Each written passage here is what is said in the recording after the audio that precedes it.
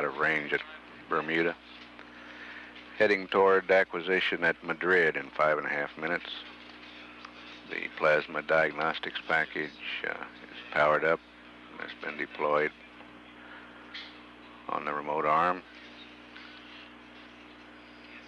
Beginning a morning of science with that experiment, B-field mapping, electromagnetic interference search, and some joint beam operations later in the day. At 3 days, 23 hours, 24 minutes mission elapsed time. This is Shuttle Control, Houston. This is Shuttle Control at 3 days, 23 hours, 28 minutes. Columbia coming up on acquisition through Madrid. Columbia, Houston through Madrid for 3 minutes, over. Yes.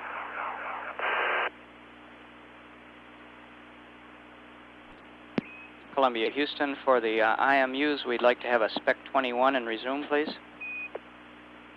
Okay, I'll give that to you. Can I do the IMU alignment now? We do not want to use the stars that are there now, Jack. We will wait until we get some new stars and then use those. Do you understand you want Spec 21?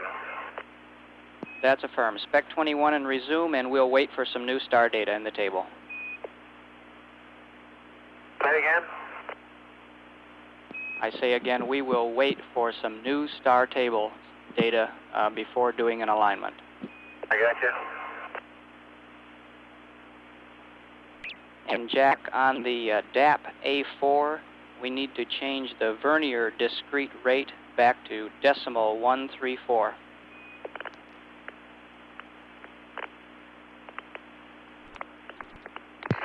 The Capcom this pass is Brewster Shaw.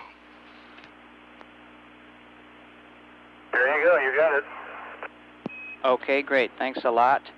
A note on the PDP activities. We're a little late getting started on the B-field map. The general rule for the day is do as much of each event as you can get, but starting each new event on time. Over. Okay.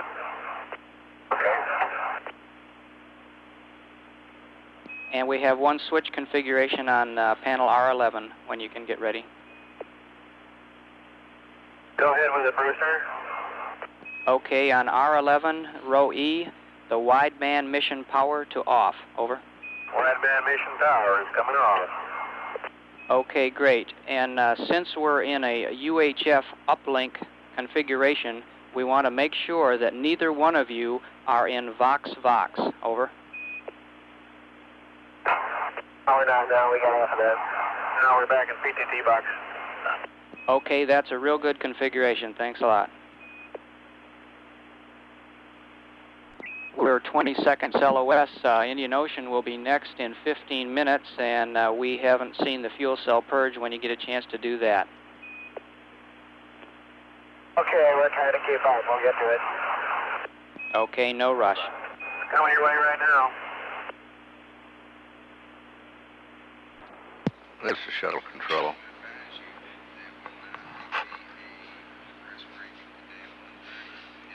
Madrid has lost a signal. Next station is the Indian Ocean station in 14 minutes. At 3 days, 23 hours, 32 minutes mission elapsed time. This is Shuttle Control, Houston.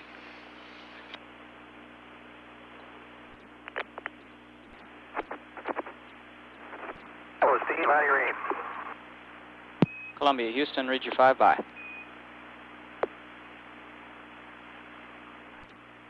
Columbia, Houston, with you for 4 minutes. Over.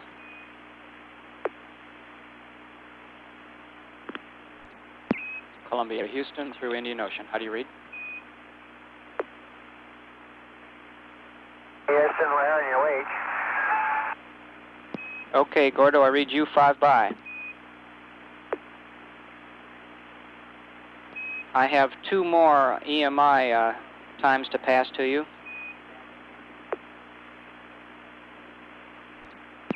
Columbia, Houston, how do you read? Houston, how do you read, Columbia? Columbia, Houston reads you 5 by, over. Okay, we have a little mix-up here in the cockpit. We switched the antenna back to GPC at the proper time, but I didn't realize Jack had done that and kept on going with the sequence. We could probably figure out what point to back up to and repeat it. Why don't you check with the POC on that? Wilco, and have times for the Auroral and Buckhorn station if you're ready to copy. Just break it up. We didn't get your response. Go ahead and say again the last transmission.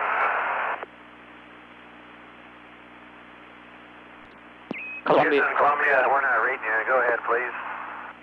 Roger, Columbia, Houston. While we're getting the answer for that, we see 2 good stars in the star table. We'd like you to go to term idle and then torque those when you have time.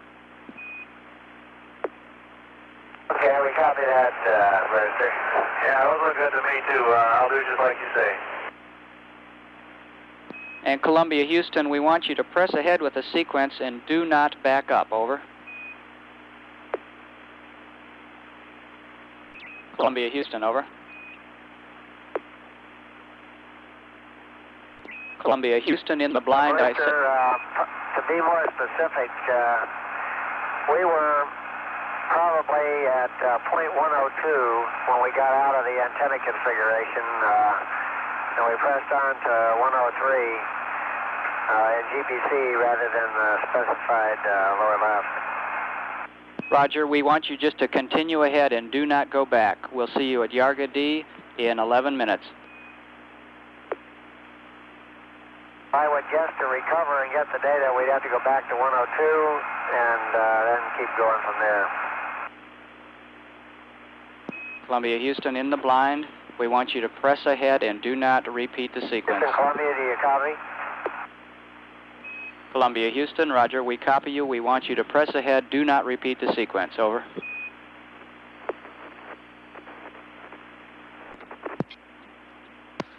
This is shuttle control.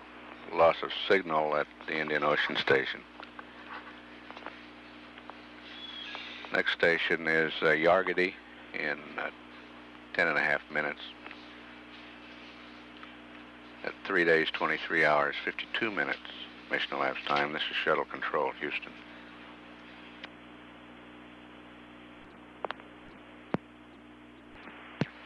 This is shuttle control at 4 days, 2 minutes mission elapsed time. Columbia is approaching acquisition through the Yargady tracking station. Columbia, Houston, through Yargady for 6 minutes. Over. Okay, Register, got you loud and clear. Anything for us? I have something for you. Okay, I have a couple of notes. The first one would be the MET of enable or AOS for Auroral station. I probably should get that to you. Okay, go ahead. Okay, it's 4 days, 9 minutes, 53 seconds. Over.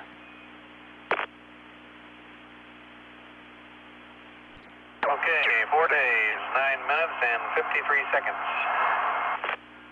Okay, go ahead with your comments.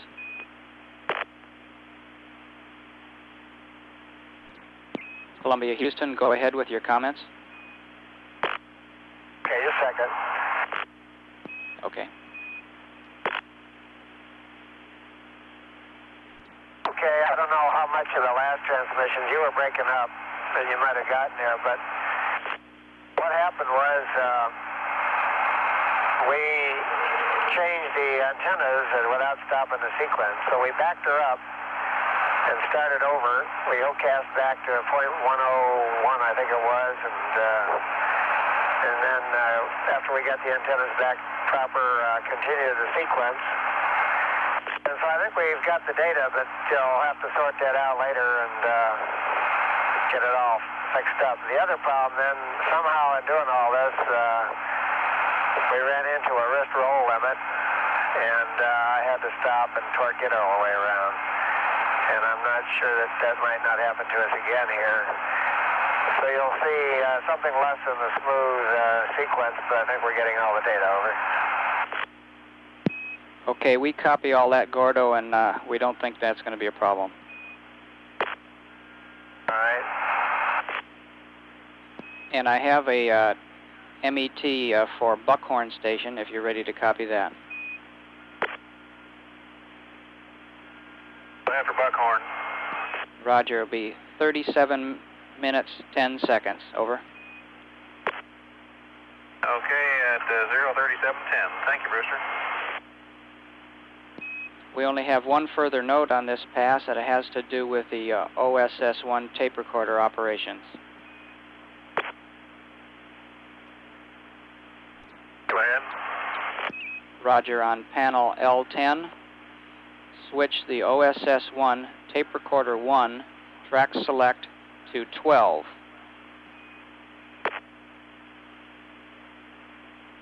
Okay, it's in 12 and it's reading alpha. Roger, then tape recorder 2 track select to open. Okay, with 2 and open and 1 and 12, it reads Charlie. Roger, we copy that. Thank you much.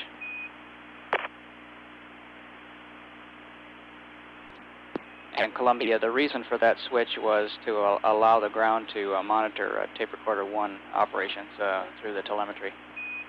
Okay. Brewster, I torque the NMUs at 5540, 235540. Copy that, Jack. Thank you. And how's the auto fuel cell purge working?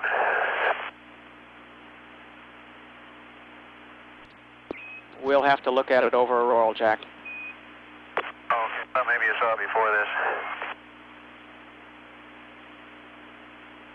What we saw, Jack, was that it looked okay. It was in bakeout at that time. We'll look at it again over Aurora, and we're 20 seconds LOS. Aurora will be in 2 minutes. Okay.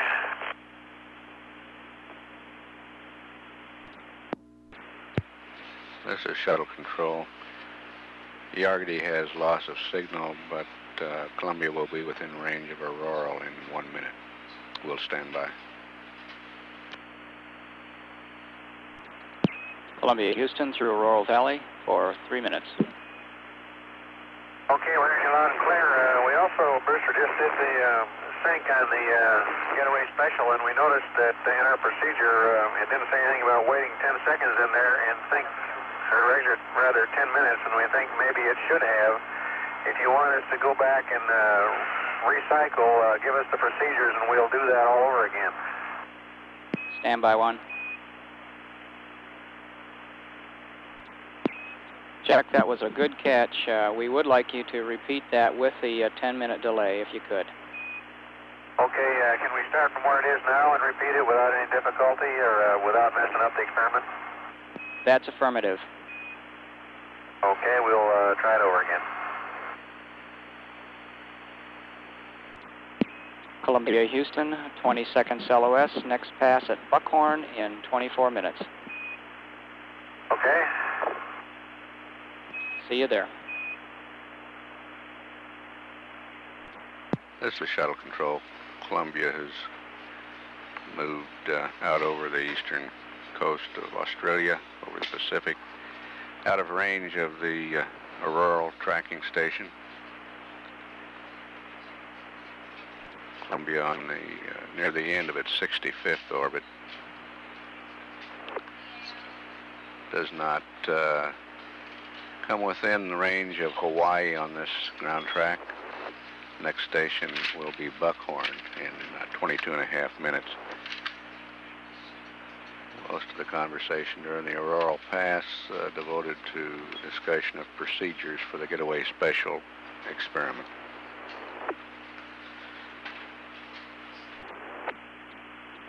Flight Director Harold Drawn and his entry team are on now.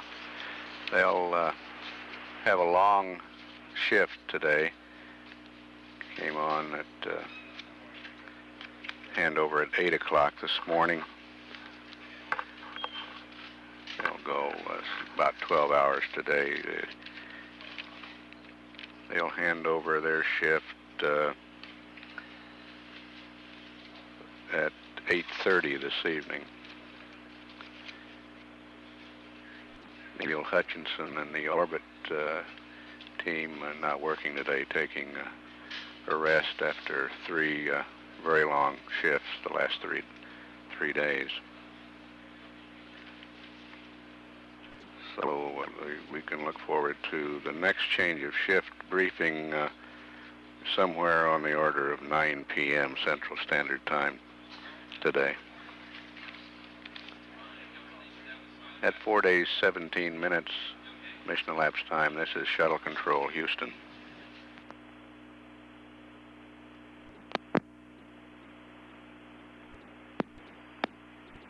Tech CTV, you're loud and clear, Helmy.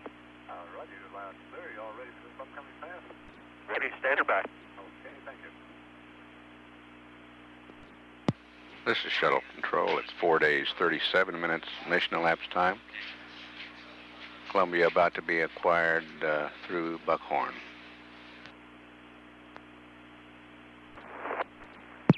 Columbia, Houston through Buckhorn for 7 minutes. Over. Hey, Brewster, we're got the arm parked out in front of the nose, .128, which is really out there. And we're waiting until you're through with the S-band to continue. Okay. And all we have for you on this pass are some FPEG start times. Go ahead with it. Okay, run number 1, 4 days, 1 hour, 50 minutes, 8, 9, yes. Okay, I got run 1, 4/150, 89, yes. Okay, I'm getting a last-minute correction. That should be no on the VTR. Okay, we'll take a no on that one. Okay, run number 2 is 4 days, 2 hours, 10 minutes, 8, 9, no. 4/210, 89, and no on run 2. That's correct. Run 3 is 4 days, 2 hours, 30 minutes, 8, 9, no. Okay, run 3, 4/230, 89, no. Good read. And the last one, run number 4, is 4 days, 3 hours, 8, 9, yes. Okay, run 4 is 4 days, 3 hours on the hour, and 8, 9, yes. That's a good read back, Jack. Are you going to get the TV again on this pass? That's a negative. And I configured the rad controller out temp. I failed to mention that we had a thermal evap message quite some time ago. In fact, it was at 3/23/03/44, spec 88 thermal evap. I looked at the spec and there were a few things that said off-scale low, but nothing of significance at that time. You might want to look back in the data. Okay, we'll do that. Thank you. Kind of an interesting picture looking out the overhead windows. We're upside down, trailing over lots of clouds. Black sky in the background, and the PDP is leading the whole show. We've got the arm up way over the cockpit with the PDP hanging up over the nose. We copy that. We wish we could see it. How long will it be before we can press on with the sequence? Do we have to wait through this entire stage pass? That's a negative, Gordo. You may start now and complete the entire sequence. Okay, we're going back to lower left and upper on the antennas then. Negative. Leave the antennas in GPC, but just go ahead with the sequence. Okay, you want the antennas in GPC for the rest of the sequence? That's affirmative.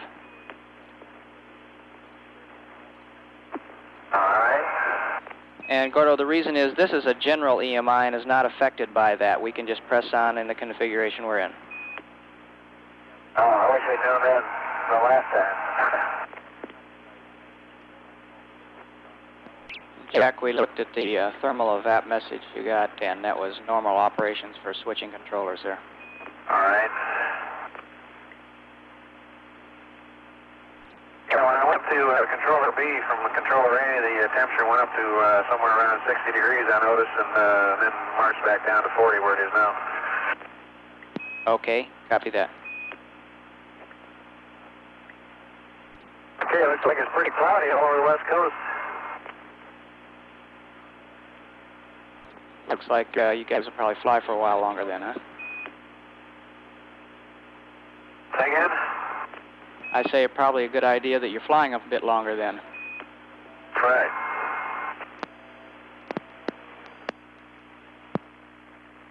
Got any weather forecast around White Sands for Monday? We believe it's going to be good for Monday, Jack. Jack, if we could get you to cycle the wide tracker shutter, please. I did. Thank you. So we're up at point 131 now doing the rotation, and man, that's about as close to the orbiter as I'd like to see that arm, I think. Looks like I could reach out this overhead window and touch the arm. You probably wouldn't want to do that, Gordo. And Columbia, for your information, we are processing data through the Northrop stations at Tula Peak now, and it looks good to us. All right. Did you ever get the 135 over there and check them out with the airborne set? That's affirmative, Gordo. Guess this is a better interjection than that would be. Yeah, I believe this is a real thing. He's coming back toward 134 now, right across the top of the cabin. It's really close. Copy. Some sort of a strange pattern on the bottom of the high-frequency antenna. It's hard to tell. Looks almost like a couple of animals or something. Is that right? We better check that out with the POC, make sure that's okay. Wilco?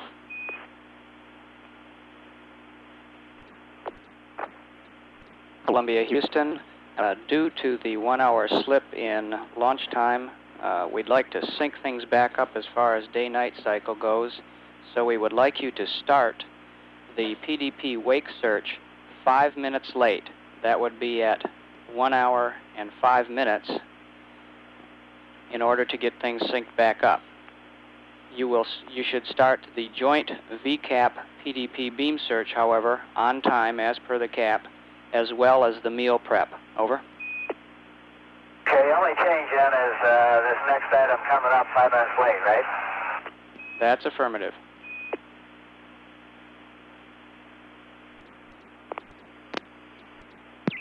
Columbia, Houston, we're 30 seconds LOS. Dakar is next in 5 minutes, and note that we are not recording voice at this time, and we won't be until we advise you otherwise.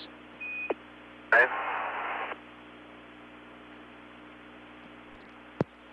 This is Shuttle Control. Columbia has moved out over the mid-Atlantic beyond the range of Bermuda. Dakar will see Columbia in about 4 minutes. Spacecraft came up at Buckhorn on this pass. Pilot Fullerton remarked that the arm was parked in front of the nose. And then a little later on in the pass, he got a look at the bottom of the plasma diagnostics package and said it looked like a couple of animals were painted on the bottom of the PDP. He did not identify the animals by species. Advised talking to the Payload Operations Control Center for further information on that.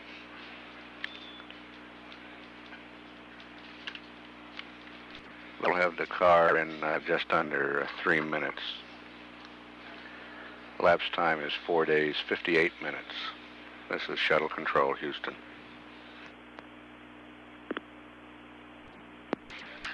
This is Shuttle Control at 4 days, 1 hour, 1 minute. Columbia is about 5 seconds away from acquisition through Dakar.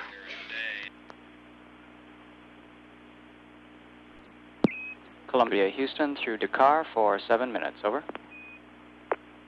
Okay, we're on our way to the last point. I think we're just barely going to make it in time to get set up for the wake search without a moment to spare. Okay, that's great. Refresh my memory, we have not done a wake search before this, is that correct? I think I need to VTR this. That's correct, we have not done a wake search. I got one for the film guys, Brewster. Go ahead, Jack.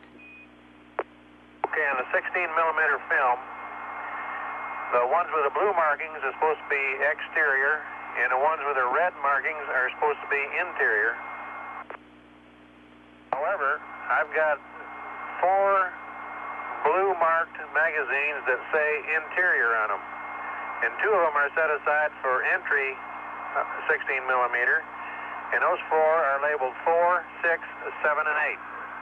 I want to know if those are interior or exterior. Okay, Jack, we'll try and find out for you. And Jack, are you free to throw some switches on L1? No. Okay. We're going to get started on time. We got a hustle here, Brewster. Okay, no hurry. You there, Brewster? That's firm. Okay, what can I do for an L2 now, sir? Okay, Jack, it's a FES test cleanup on panel L1. I'm ready. Okay, flash evap controllers, 3 of them to off. Okay, got them all off. Roger, and topping evap heater nozzle left and right to off, and the nozzle duct to off. Okay, the evaporators are all off, and so are their heaters. Okay, fine, thank you. Yes, sir. Got a super view of Africa out our window now. And Columbia, Houston, we're ginning up a troubleshooting procedure to try and troubleshoot some of the comm problems we've had with the S-band. And if it's convenient over Botswana, I will have you reconfigure some switches on panel A1, and then when we get over the States, we'll do some commanding from the ground to try and troubleshoot the problems there. Okay, we'll help all we can. I'll be standing by the panel to do them as you say them. Okay, that'll work out fine, Jack, thank you. And we're 20 seconds to LOS. Botswana is next in 11 minutes. Okay, and do the film guys have my question clearly stated enough? I believe so. We're working it.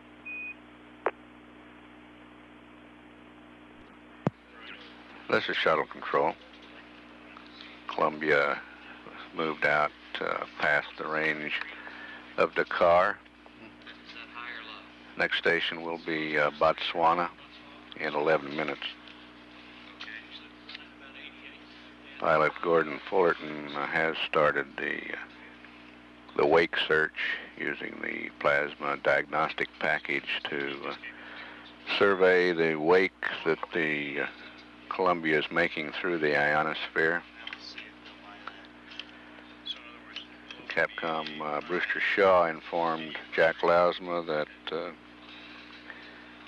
we plan to do some troubleshooting of the communications problems during the next pass over the United States.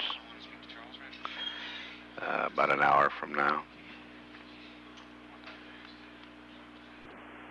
Columbia Houston through Botswana for 3 minutes, over. Okay, we're just coming up to the last point of the wake search here. Okay, copy that, point 175. It's great that you got through all that, Gordo, and you can just let it sit there at 175 until it's ready to start the next section. All right, that sounds like a good idea to me.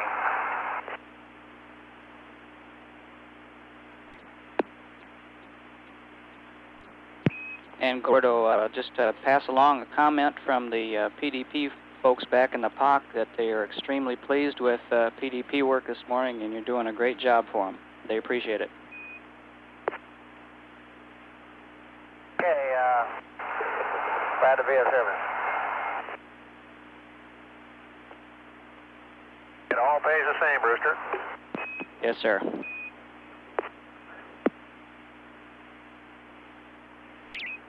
Jack, are you, would you have access to panel A1 now, or do you want to wait for that?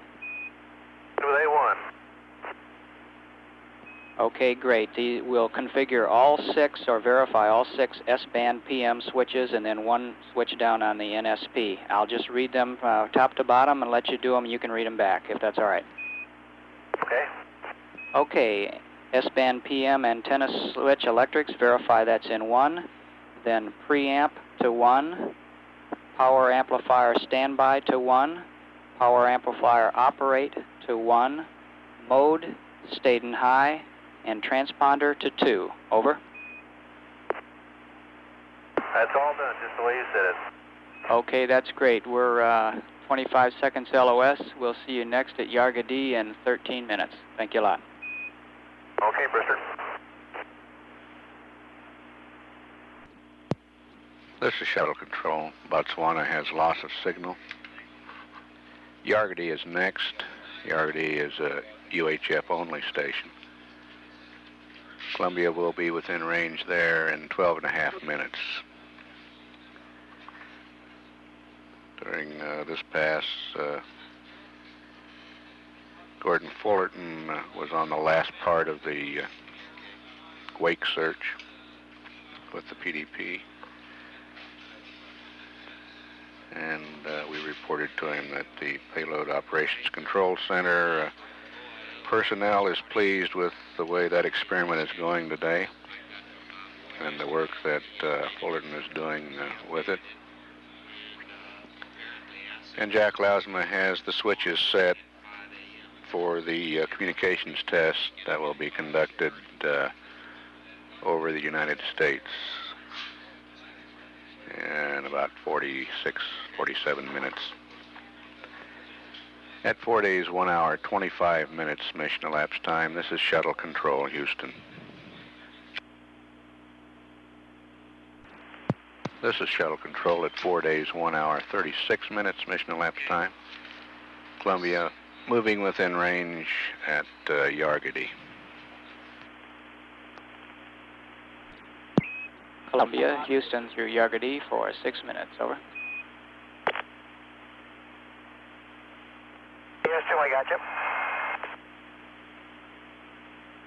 We read you 5 by as well, and the only thing we have for you on this pass is an answer to your question about the 16 millimeter magazines. Go ahead. Okay, the magazines numbers 1 through 8 are exterior film. The blue decal is correct as you had expressed, that blue means exterior with an ASA of 64. And the decal that says interior on those is improper. Magazines 32 through 45, the red decaled ones, are interior decals, and they have an ASA of 400. So your color coding is correct. Okay, the colors are right, the words are wrong. That's good news because that's the way we've been using them. Okay. Thank you, sir. You bet.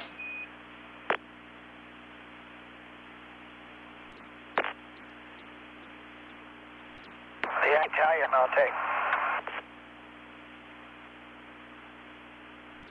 That'll be good.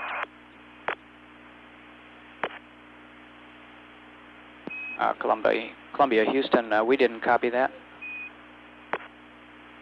I'm sorry, Brewster, I hit the wrong button here. Okay. Just putting my lunch order in with a chef downstairs. Sounds like a good idea. We really got a short order restaurant here, Brewster. We just got so much chow and so much flexibility. There's so much we haven't eaten, and we're just having a ball now. Well, that's great, Jack, and we're fully confident that you'll take care of it all. Gordon's the one that's putting the chow away. I don't eat too much myself, but I like to keep him happy because he's doing a lot of work. Well, the performance so far has been absolutely great, so whatever you're doing it right. Well, I'll just keep his diet up. It must be something in the water.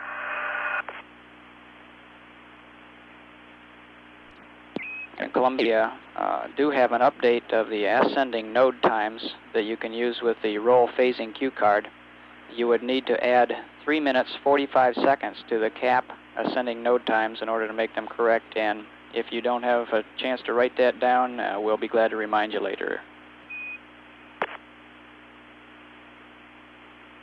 Okay, add 345 to the book sending nodes.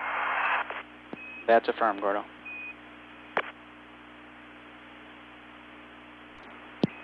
Columbia, Houston, we're 45 seconds LOS. Aurora Valley is next. It's a very low elevation. We may not get you there. And then would be Hawaii following that in 18 minutes.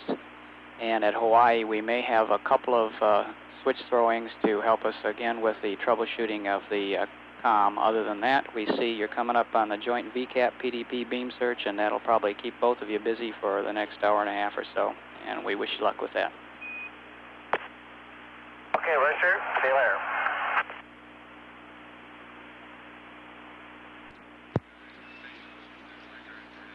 This is shuttle control. Columbia out of range at Yargity. Very short pass at Aurora on this orbit. Less than 30 seconds, about 27-second pass. I'm not sure we'll have any comm during that pass. Acquisition there at 1 minute 15 seconds from now. We'll continue to stand by in case there is any conversation. The next station that we're likely to have comm is Hawaii in 17 minutes. This is shuttle control. Aurora has loss of signal. We'll next talk to the crew of Columbia at Hawaii in 15.5 minutes.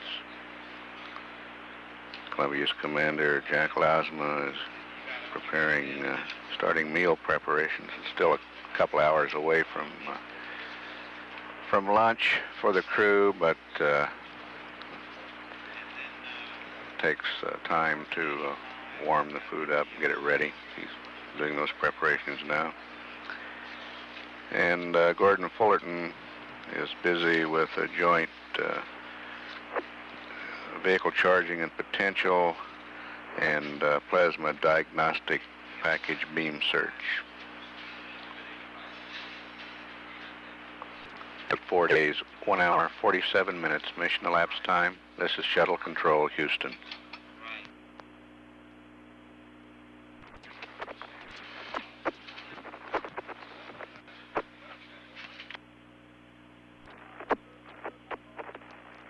This is Shuttle Control at 4 days, 2 hours, 1 minute mission elapsed time. Standing by for acquisition at Hawaii.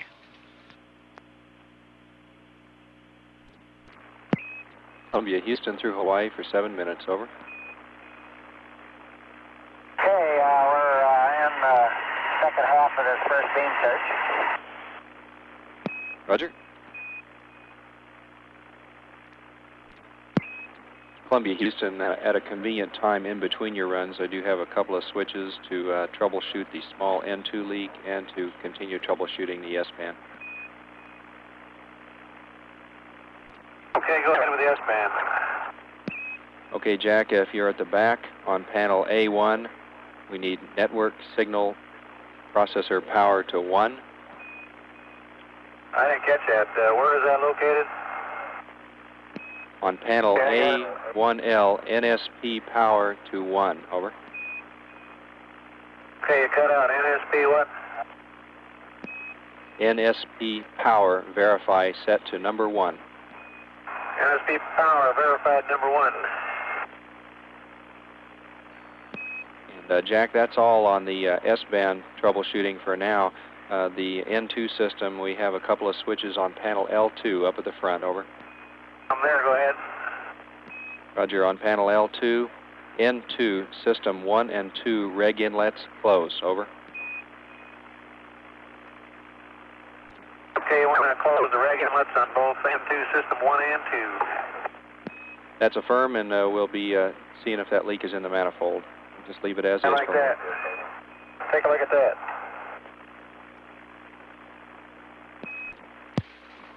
This is Shuttle Control. Steve Nagel is Capcom during this pass.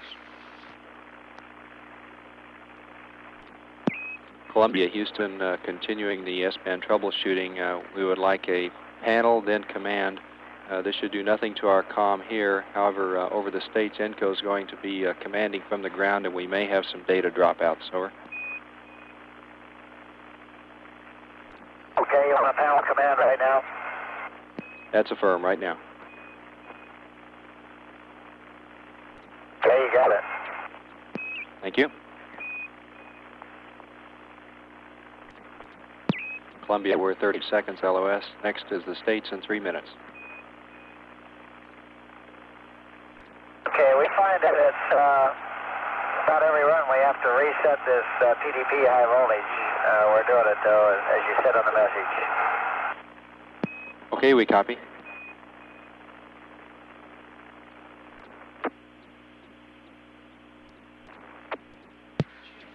This is Shuttle Control.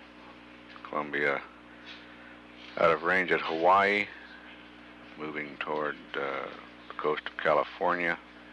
Buckhorn Station should have Columbia in a minute 45 seconds. Gordon Fullerton now conducting the second half of this joint beam search. Mission elapsed time is 4 days, 2 hours, 10 minutes. We'll stand by for acquisition through Buckhorn.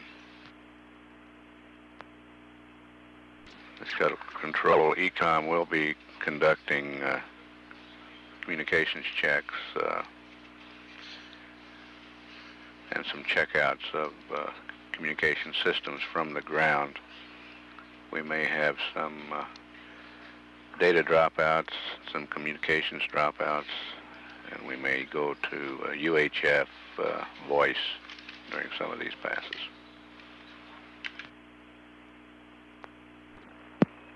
Columbia, Houston, got you through the States for about 20 minutes. Over. Okay, Steve.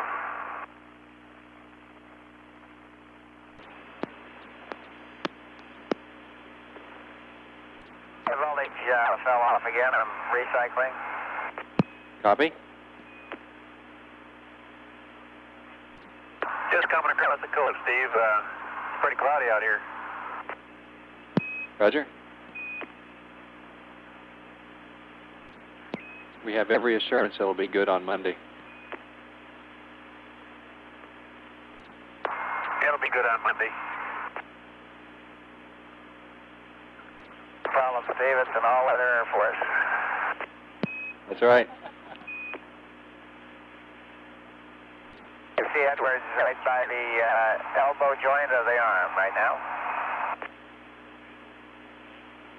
Oh, that's great. We've got a couple of more switches for our S-band troubleshooting. On C3, if one of you is free, we need S-band PM control to panel. Okay, you're on panel. Okay, Jack, back on panel A1, S-band PM transponder to 1. Over. Okay, S-band PM transponders in 1. Okay, that's all for now. Thank you. Columbia, Houston, our last step here, we're on panel C3 again, the S-band PM control back to command, please. Okay, you're back in command, Steve. Thank you. Yes, sir. Just had another high voltage trip off. Copy.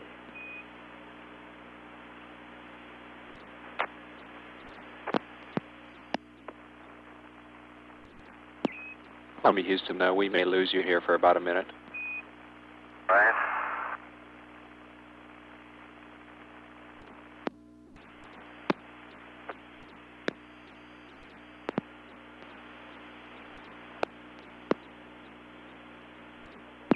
Columbia, Houston, 10 minutes left in this pass. At your convenience, we need the Y Star Tracker shutter cycled. Over. Right. Just crossing the Mississippi, Steve. Roger.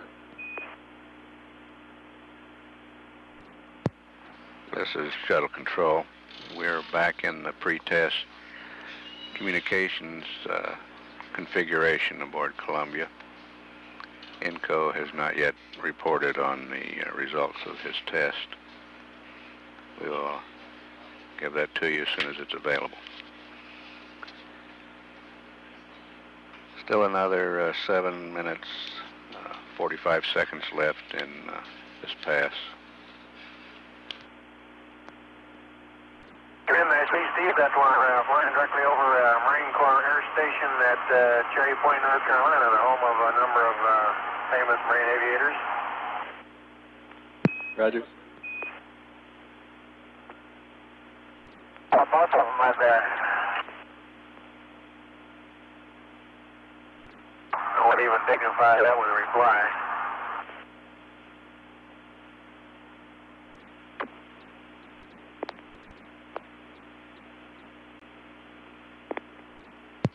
This is Shuttle Control. The initial troubleshooting of the communications problem was not successful. We'll continue to test and troubleshoot that system during the day. Still 2 minutes to go before Bermuda loss of signal. We'll stand by. Columbia, Houston, 30 seconds LOS. We see you're warming up lunch, and next is Dakar in 5 minutes. No, we can't keep anything from you guys, can we? This is Shuttle Control. Columbia out of range at Bermuda. Dakar and with an overlapping coverage at Ascension is next in 4 minutes. The INCO was unsuccessful in his troubleshooting activities over this United States pass in an attempt to come up with a fix for the communication system. He'll continue testing and troubleshooting. We're now back in the configuration that was active prior to the test. At 4 days, 2 hours, 32 minutes, mission elapsed time. This is Shuttle Control, Houston.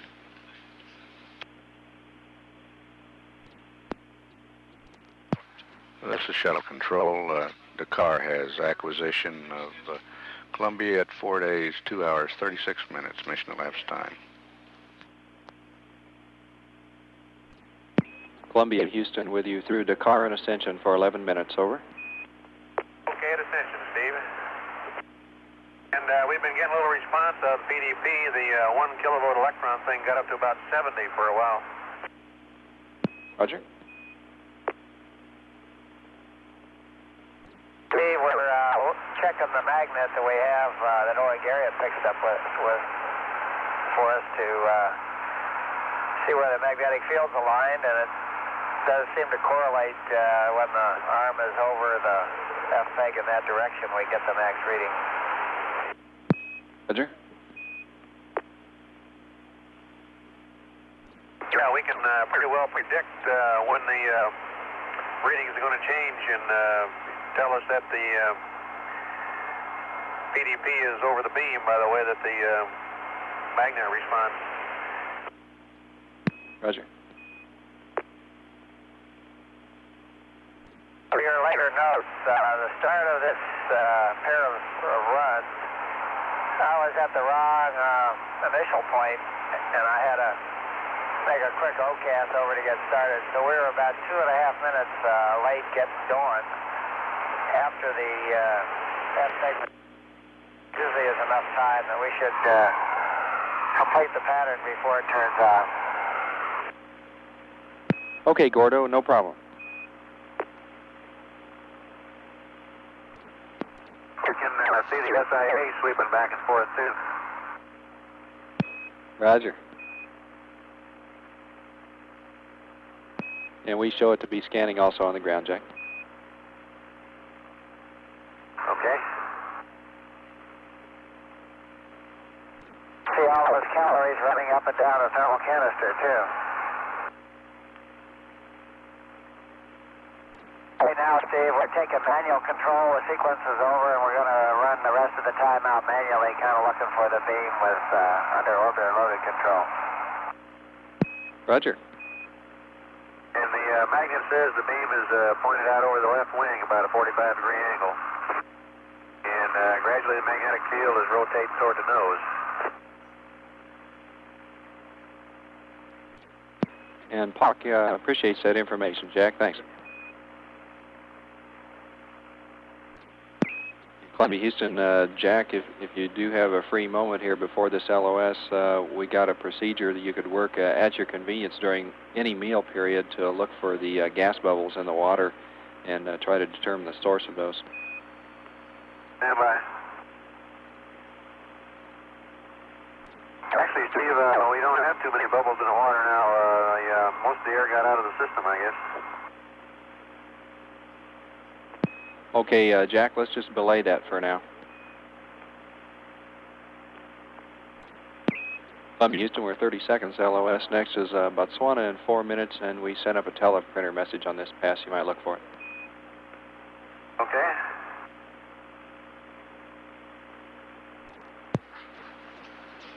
This is Shuttle Control. Ascension Island has loss of signal with Columbia.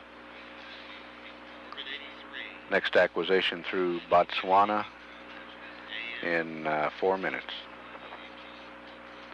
At 4 days, 2 hours, 47 minutes, mission elapsed time. This is Shuttle Control, Houston.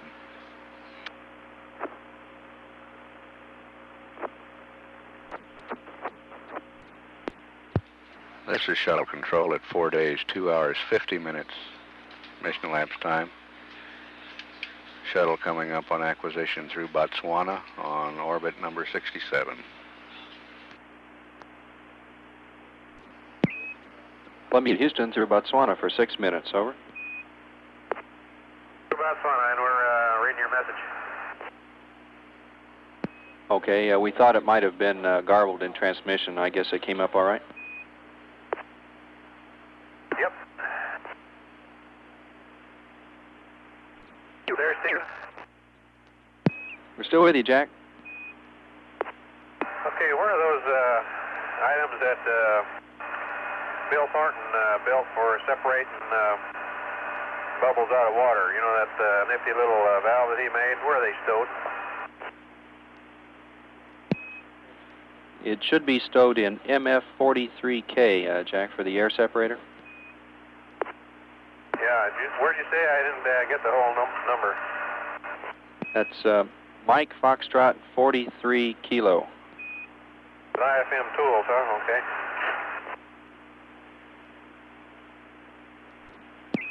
In Columbia, Houston, we're 30 seconds LOS now. Next is Yargadee in 13 minutes. Okay. This is Shuttle Control. Botswana has loss of signal. Columbia now heading out over the Indian Ocean toward Australia, where the Yargady station will pick it up in 12.5 minutes. At 4 days, 2 hours, 58 minutes mission elapsed time. This is Shuttle Control, Houston.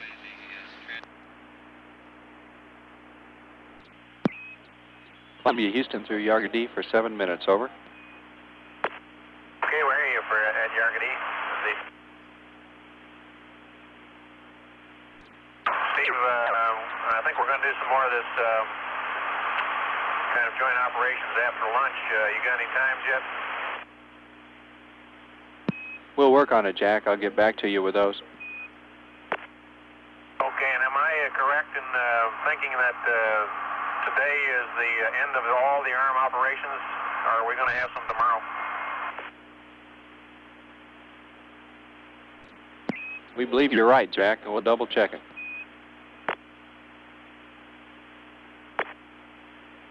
We're in a hurry. That's fun to do. I'm just trying to allocate my film properly. We understand while you're waiting around, you might be interested to know the good people in Friendswood are putting up one American flag for each day of your mission in Stevenson Park. If you stay up too long, they're going to run out of room in the park or flags. Well, I'll take this opportunity to say hello to all my good friends and neighbors there in Friendswood. I appreciate their thoughts. I know that they're giving my family a lot of support and a lot of encouragement to all of us. And just want to thank them for their prayers and for their good wishes, because they're flying with me, and I know they're working. And just my best regards to everybody in Friendswood, and look forward to getting home. Okay, thanks a lot. Steve, all during this last sequence, according to our magnet indicator here, the magnetic field was lying almost along the x-axis, just back toward the tail, but just a little bit, maybe 10 degrees above, being straight back along minus x. Copy that, 10 degrees above the x-axis. Still there, Steve? We're with you with 3 minutes to go, Gordo. Okay, one thing I've noticed here is every now and then when I'm recording on the VTR, I see a no video light. And yesterday or the day before I noticed it and checked it, and I am right now. I noticed in this last run, occasionally a no video light at the end of this operation, it had gone back out again. I rewound some tape and I played it back to myself, and it looks like it's getting a good picture, so evidently I'm getting a false light there occasionally, and I don't know why, but hopefully that's all it is. Okay, thanks for that input. And the answer on your FPEG start times is we'd like to get those to you probably over the States, and that'll be in plenty of time to start those afternoon runs. Okay.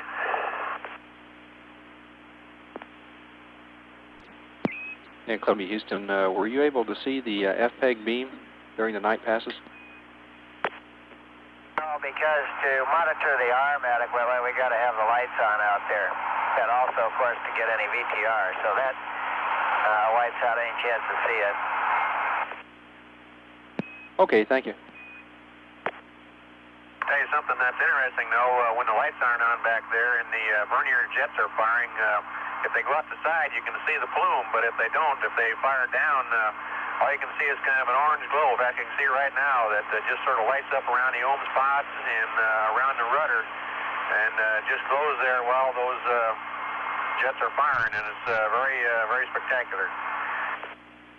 That sounds pretty. We're 30 seconds LOS, and next will be Hawaii in about 19 minutes, Jack. Okay, how long before you're going to be done with the PRCS soakback test so I can go to low sample? Wait one. And Jack, that's coming up at an MET of 3 hours and 30 minutes. Well, I'll do it on time. Roger. This is Mission Control, Houston. Loss of signal at Yargady, Australia.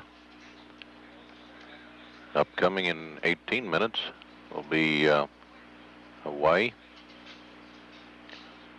at which time we'll return. This is Mission Control at Day 4, 3 hours, 18 minutes, 35 seconds into the flight of STS-3.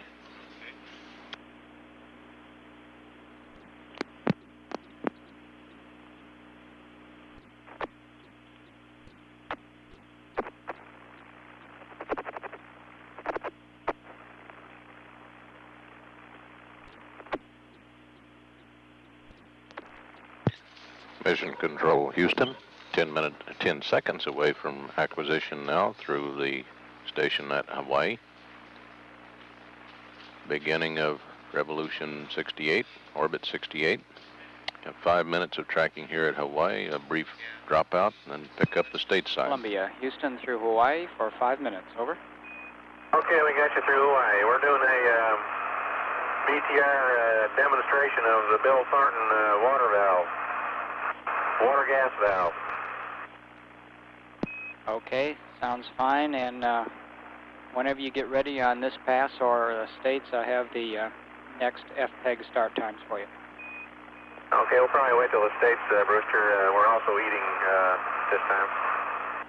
Okay, enjoy your lunch.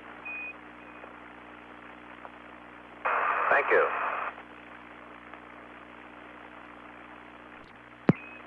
Columbia, Houston, we're 20 seconds LOS. See you over the states in 4 minutes. Okay.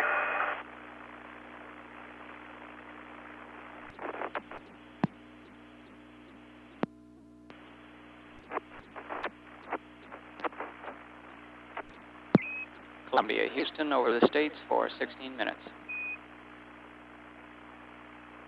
Okay, Brewster, we're down here chewing on lunch, but go ahead and give me those times for the next FX sequences.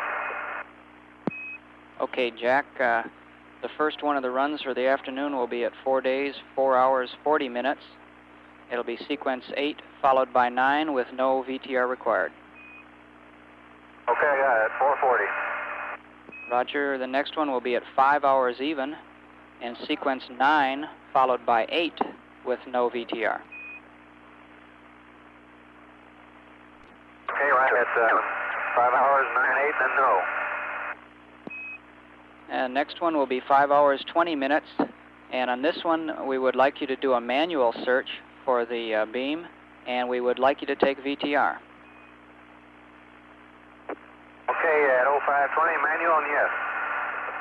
And the last one will be at 5:45, another manual search with no VTR required. Okay, 5:45, manual and no. That's good readback.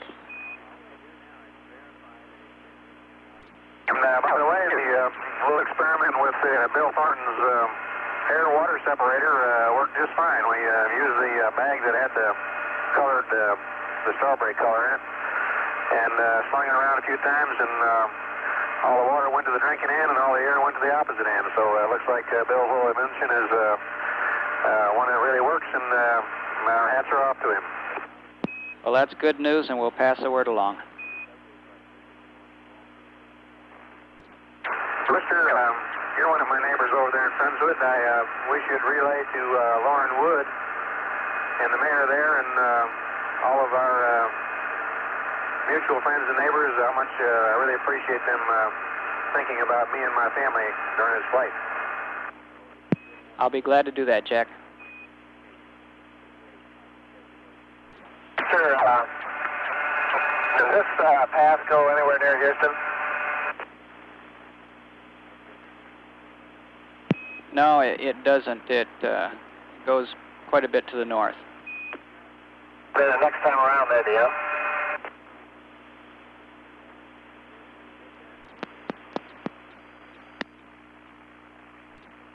It turns out the next rev is a bit to the south. We kind of bracket it this time. Hey, what kind of a day is it outside? I wish I knew. I'm told it's kind of partly cloudy, a a little cool front came through last night and cooled it down nicely, and it's not too bad a day. Okay. You can tell Bill Thornton also that although we haven't gotten to his treadmill yet because we haven't felt too much like it and been too busy, that we're planning to give it a try. Okay, we'll do that.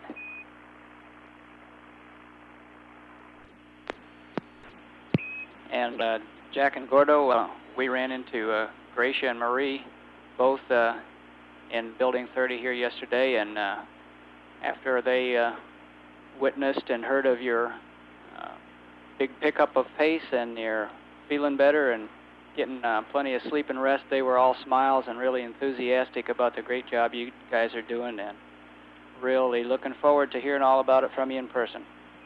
Oh, great. I'm glad to hear that. You need the right kind of people standing behind you for that. And I think we've got them. I'll say that. Miss them up here, but we'll be back this Monday and tell them all about it. Okay, we'll pass that along, and I know they're looking forward to it. It's nice to have someone hold the fort down when you're going and off doing these kind of things.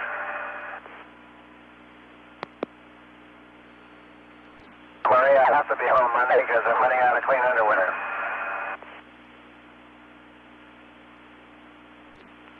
Well, I bet she'd say not to bring home any dirty. And Columbia, Houston, it seems like every time we go through a Sunrise Terminator, the Y tracker shutter closes, so we'd like to have you cycle it open for us again. And if you catch it doing that next time we get to that Sunrise Terminator, you can just go ahead and cycle it. Okay.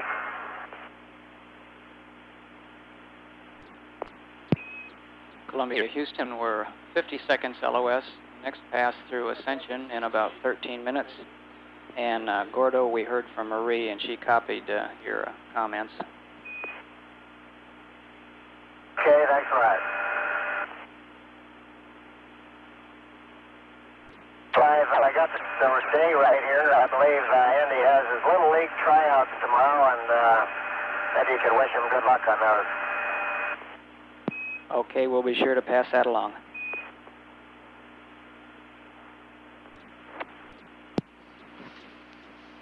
This is Mission Control Houston. Loss of signal through Bermuda. 11 minutes away from reacquisition through Ascension Island. During the stateside pass there, the crew of Columbia reported that the water separator bags worked just fine, and gave credit to astronaut physician Dr. Bill Thornton for this innovation. They're also planning to use Bill Thornton's treadmill later on for exercise. Thornton developed this treadmill using a Teflon sheet for use in Skylab, and it's been upgraded and updated for the mid-deck of Orbiter. 10 minutes away from reacquisition through Ascension Island. At day 4 hours, 5 minutes, 10 seconds. Mission Control, Houston.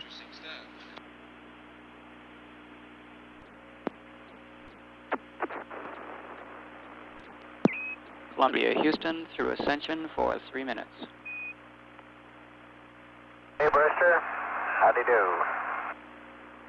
Reading your 5 by. Hey, Brewster, just now, because it's getting a little warm in this cabin, I pinned the cabin temp controller in full cool.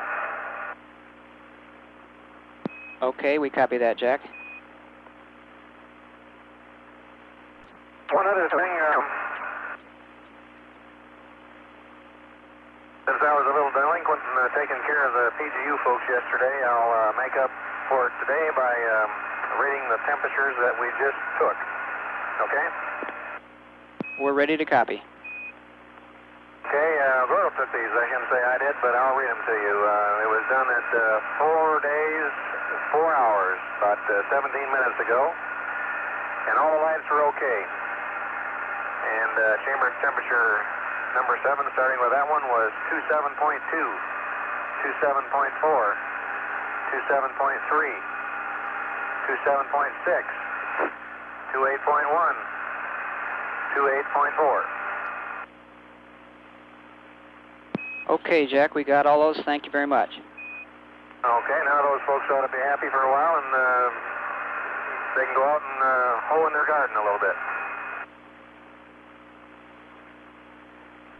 I know you know what that means, being a farm boy. You bet. And Jack, could you confirm that air-to-air is in TR? We're not seeing any UHF down. Gordo says it is. I'm down here working electrophoresis. He says it is, though. Upstairs, Booster, and we're both air-to-air TR. How about me? Am I coming down? Gordo, could you give us a short count again, please? Okay, TLT 1, 2, 3, 4, 5, 4, 3, 2, 1. Go ahead. We don't seem to be receiving you on UHF. Jack, could you give us a short count? All right, Jack, we'll give us a short count. 1, 2, 3, 4, 5, 4, 3, 2, 1. Short count out. How do you read? Okay, Jack, we're reading you on UHF. Is the ops recorder running now, or have you shut that down? The recorder is running. We're in playback right now. We are still not recording any voice. Okay.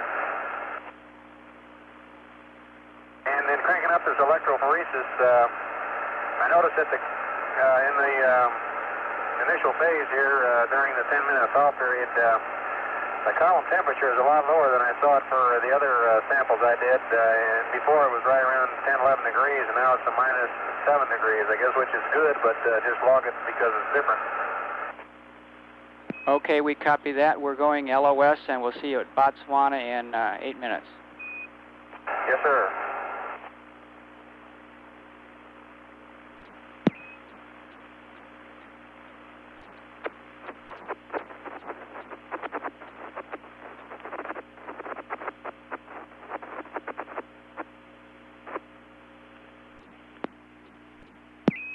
Columbia, Houston through Botswana for 2.5 minutes. Okay, got you at Botswana. Roger, you're 5 by, Jack. Okay, Brewster, I was starting the electrophoresis experiment, sample 5, and I noticed the column temperature is a minus 5 to 6 degrees, and it's been right around here ever since we started. My guess is there's something wrong with the sensor, but I will go through the backup procedure if the people want me to. Okay, Jack, we'll check into that, and in the meantime, could we get a radio check from Gordo? Still here. I haven't gone anywhere. 1, 2, 3, 4, 5, 4, 3, 2, 1. Go ahead. Okay, that's fine, Gordo. We're reading you on UHF this time. The last pass, we weren't reading you. I didn't make any changes. Okay, that's fine. Thank you. Phoresis, the column temp before we went into the free cycle was reading almost what it is right now. And right now we're supposed to check it to be between 12 and 15. However, it's down around minus 5 or minus 6. Okay, Jack, we're looking into it. Jack, the payload folks would like you to check the Tango Echo on the EVT and give us that. That is plus 11, plus 11. Okay, we copy plus 11, and we're 15 seconds LOS. We'll see you next through Yargadee in 16 minutes. Okay, the question is, do they want me to stop and do the emergency procedure or let it run? Stand by 1. Continue to run, Jack. Roger that.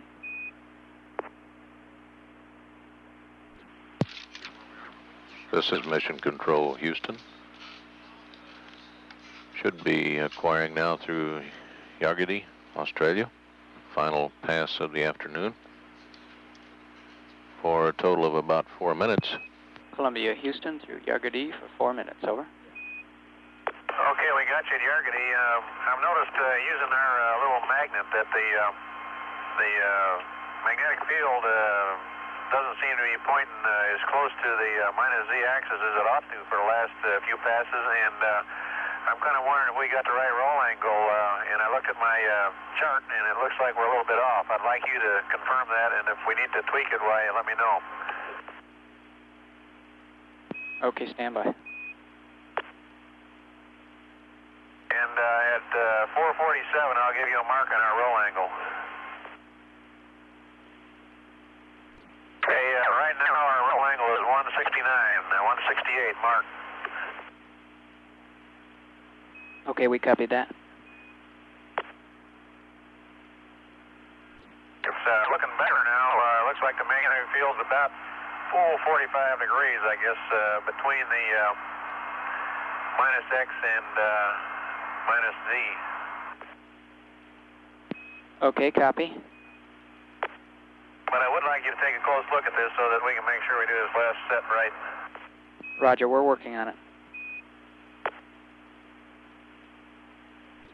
Jack, we'd like to have you make a change in the DAP for us.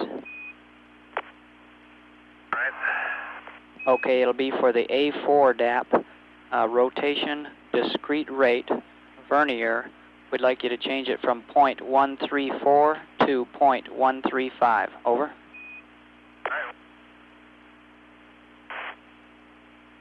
And do you have the exact time of ascending node there on this pass?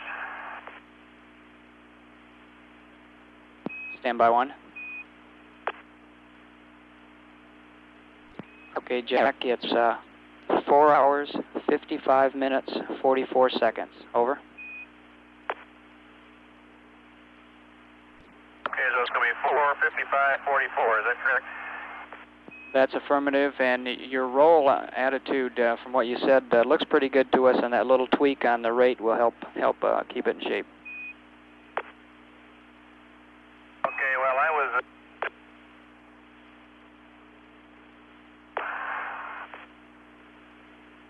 And Columbia, Houston, we're LOS. See you next at Guam. Okay, Brewster. This is Mission Control, Houston. LOS, Yargady. And we're 6 minutes and a half away from Hawaii. Nearing the end of orbit 68. And we'll start 69 now upon crossing the equator.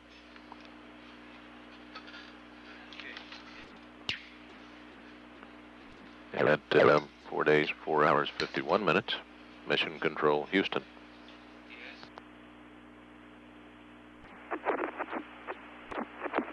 This is Mission Control, Houston. About 15 minutes till acquisition at Guam. Yes, I needed to set it George James. 15 seconds, that is, instead of minutes. Guam seems to have sneaked in between Yargady and Hawaii from the last pass. And we have about 7-minute pass over. Here Columbia, Houston through Guam for 7 minutes. Over. Okay, we got you at Guam, Brewster. We're about to start another one of these searches. Roger. Okay, our little magnet says that the magnetic field is directly through the z-axis of the spacecraft, Brewster. Okay, we copy z-axis. So I guess I was worried for nothing. And we came through the ascending node 8 degrees off. We had 98 instead of 90 on inertial ball and roll. Okay. And Jack, our data now shows that you're just 5 degrees off and roll, and that's no problem. Okay, thank you. Well, and you're converging. Okay. And Booster, what was the longitude of that last ascending node? Stand by 1. Columbia, Houston, we're 45 seconds LOS. Looks like the longitude of the last ascending node was 129 degrees, 53 minutes east. Okay, so it's very close to what we got in the book. That's firm. I was wondering when we got some coverage. My little slider map shows that we should have passed too far north of Hawaii. That's the way it looks to us, Jack. And we're 10 seconds LOS. We expect to pick you up next through Buckhorn in about 15 minutes. See you there. Roger.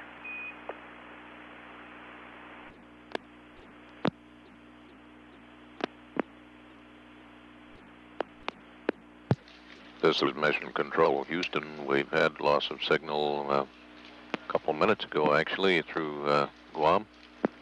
11 minutes away from the States. Current status of the S-band transponder downlink problem has not changed at all. There's no output from transponder number 1 in either the high or low mode.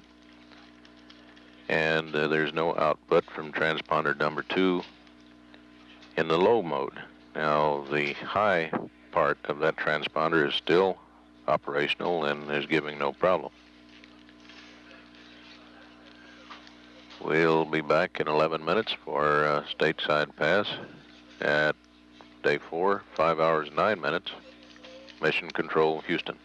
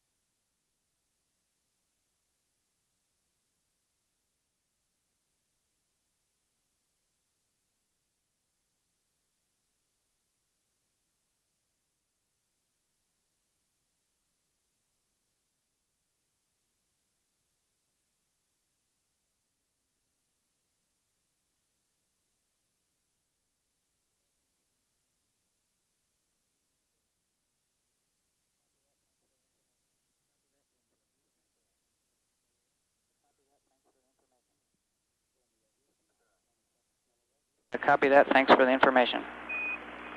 Yes, sir. Columbia, Houston, we're 20 seconds LOS. We'll see you next through Santiago in 21 minutes. Okay, Booster, we'll see you at Santiago. Roger. This is Mission Control, Houston. loss of signal at Hawaii. 20 minutes to Santiago, Chile station. To back up somewhat in the communications situation when aboard Columbia at this time, historical standpoint, the first indication was on day 3, 8 hours 35 minutes, orbit number 55 over Hawaii. The low power mode of S-band transponder number 2 apparently had failed, or at least was inoperable.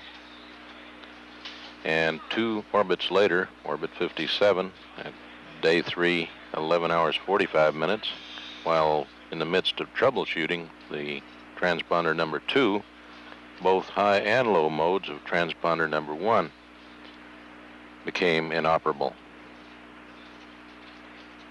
During the just completed pass over Hawaii, the crew reported they were in burn attitude for the RCS burn with a ignition time of 8 hours 40 minutes, some 12 minutes from now.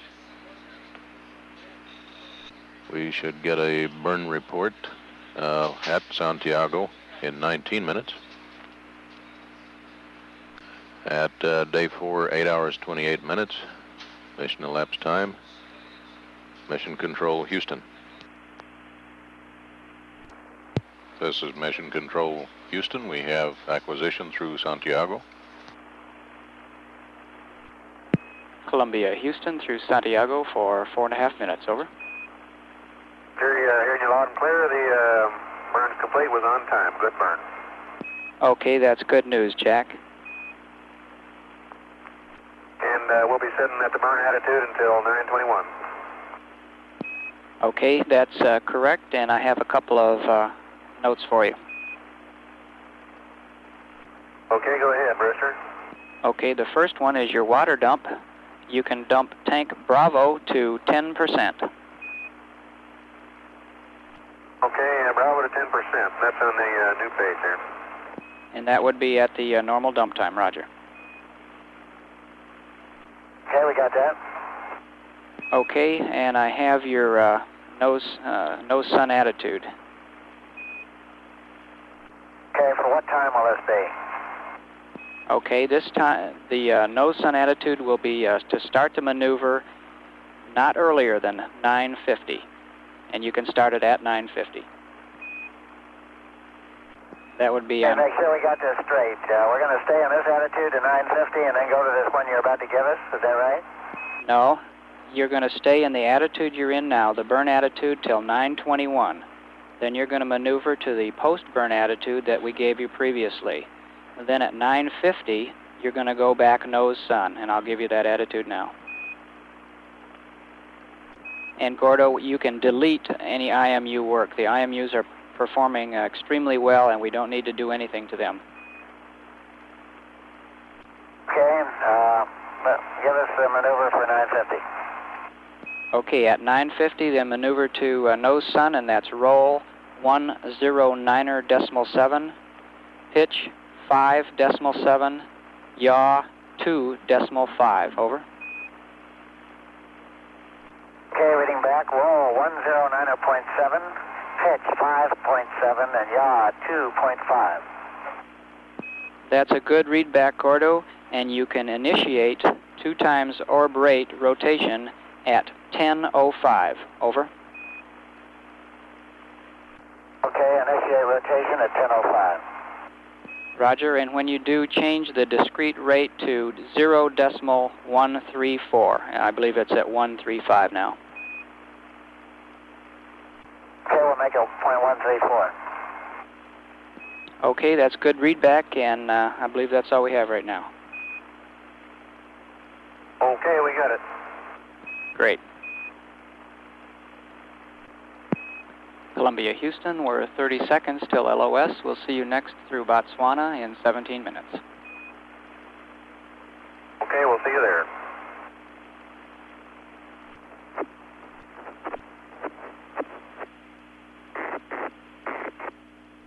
Yes, if ever.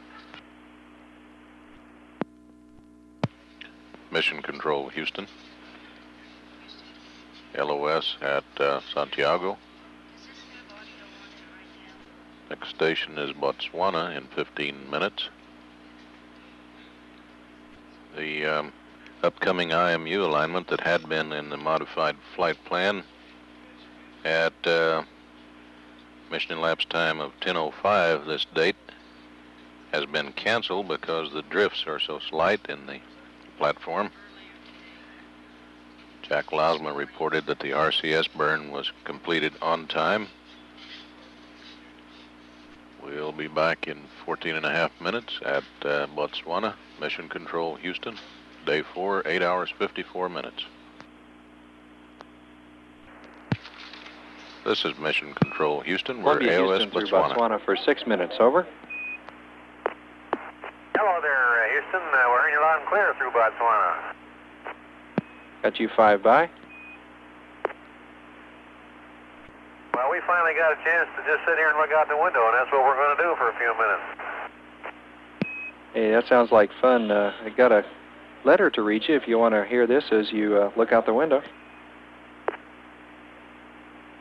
Well, do you recommend that we ought to hear that? Well, I think so. It says, for Gordo and Jack, a message from Canada through the Capcom. The RMS group, coordinated by the National Research Council of Canada, sends a big thank you to the crew of STS-3 for all the care shown with the Canadarm manipulator. Your skill with the robot arm has already made this mission a resounding success, and we're proud of you. Well, that's a nice compliment, and we appreciate it, but all the kudos and the bouquets go to Gordo, so he's going to have to accept them. We've got one more or less business-related question for you. When you ran EEVT sample number 7 today, are you sure that that was sample 7? Could it possibly have been sample 6? We knew that sample 6 did have a bad column, Jack. Okay, it said to run sample 7 in the checklist, but we ran sample 6. We have yet to run 7 and 8. Okay, that answers the question. Thank you. Columbia, we're 30 seconds LOS. Next is IOS in about 2.5 minutes. Okay, Steve.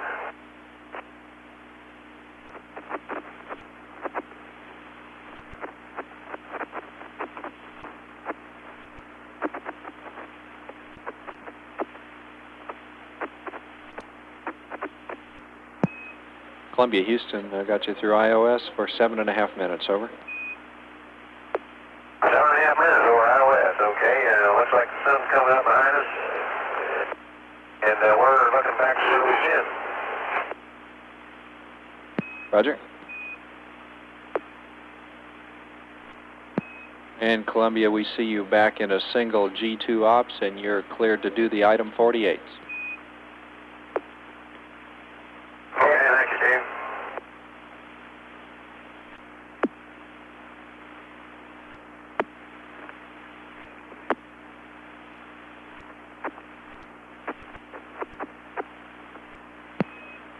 Columbia, Houston, about 3 minutes left in this pass. We were wondering if you ever had a chance to evaluate the wrist camera light. I sure did, Steve, both yesterday and today, and of course we couldn't test it with a wrist camera, unfortunately, but the light is, looks like it'd be more than adequate. It makes considerable light. One of the nice things about it, it's instant on. Unlike the other lights, you have to wait for them to warm up. So it'll do the job for looking at something, inspection, or certainly for grappling.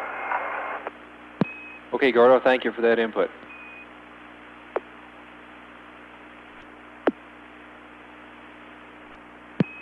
Columbia, Houston, 30 seconds LOS. We'll pick you up next at Hawaii in 30 minutes. Okay, we'll see you there, Steve. This is Mission Control, Houston. While in their evening meal, the crew of Columbia is doing the tourist bit, looking out the window at the Earth. just going into the night side, watching a sunset, or sunrise, I beg your pardon, coming out on the day side. On the start of orbit number 72. Currently, Columbia is in an orbit measuring 126.1 nautical miles at perigee, but 135.4 nautical miles at apogee. Velocity, 25,486 feet per second. Calculated weight of the orbiter, 218,822 pounds. Mass. Cabin pressure, 14.7 psi. Temperature, 84.2 Fahrenheit. 44% humidity.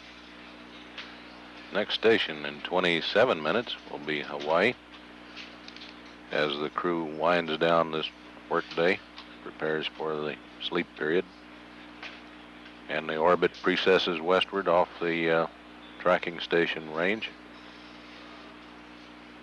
We'll return in 27 minutes. At day 4, 9 hours, 27 minutes elapsed time. Mission Control, Houston. Mission Control, Houston. We're acquisition of signal through Hawaii for the next probably 6 or 7 minutes as soon as the table comes up. 7.5 minutes. Columbia, Houston, got you through Hawaii for about 8 minutes. Over. Okay, I hear you, Steve. How's everything down there in Hawaii?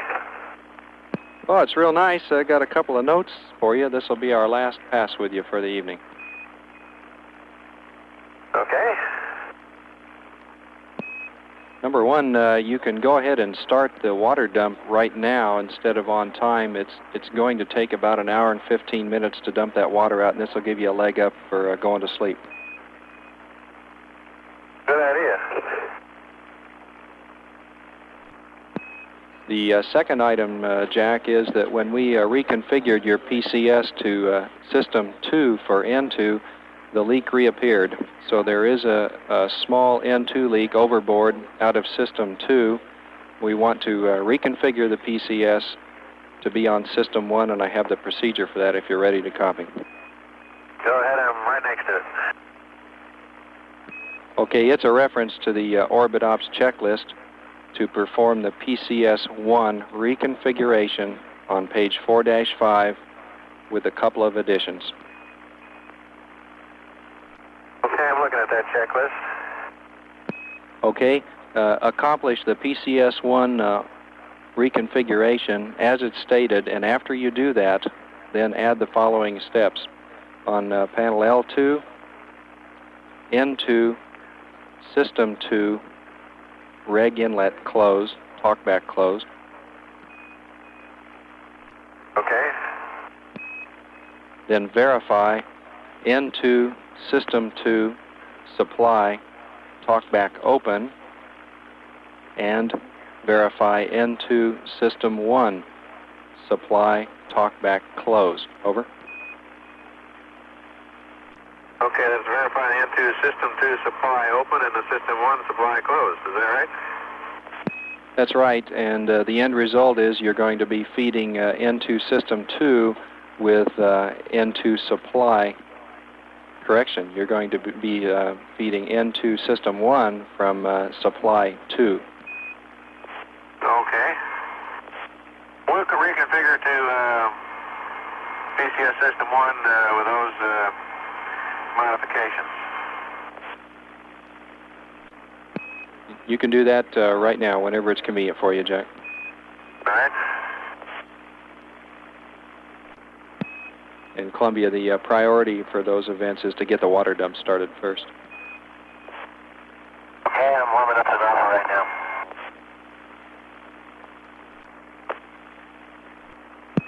Columbia, 2 minutes left in this pass, so we've got a couple other reminders for you if you have time. Go ahead.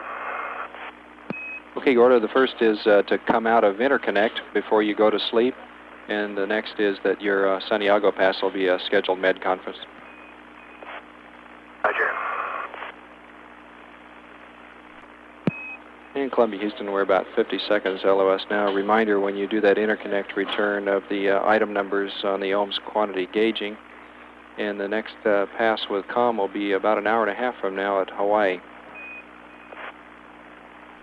Oh, quite a while. Okay, we got the dump going now, and we understand about the software funny with quantity gauging.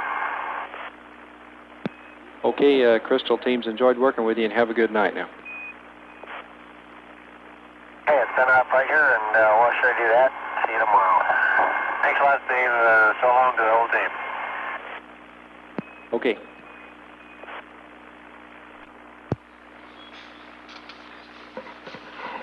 This is Mission Control, Houston. Loss of signal at Hawaii. Next station is Santiago in 19 minutes with a scheduled medical conference. During the Hawaii pass, the crew of Columbia was given a go to start the water dump early to have that over with before the sleep period begins. And that pesky nitrogen leak is still with us. The crew was given a checklist change which would allow them to switch to System 1, which in turn would feed the manifold or plumbing of System 2. Bypass the leak. The next station at which we will have air-to-ground communications will be Hawaii in another hour and 26 minutes. Day 4, 10 hours, 3 minutes. This is Mission Control, Houston.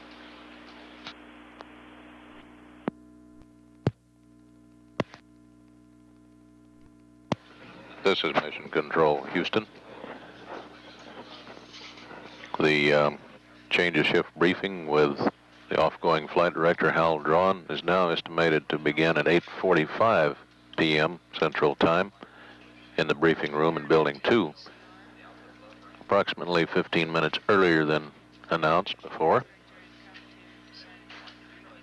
Next station where we'll have air-ground comm will be Hawaii in about an hour and 4 minutes.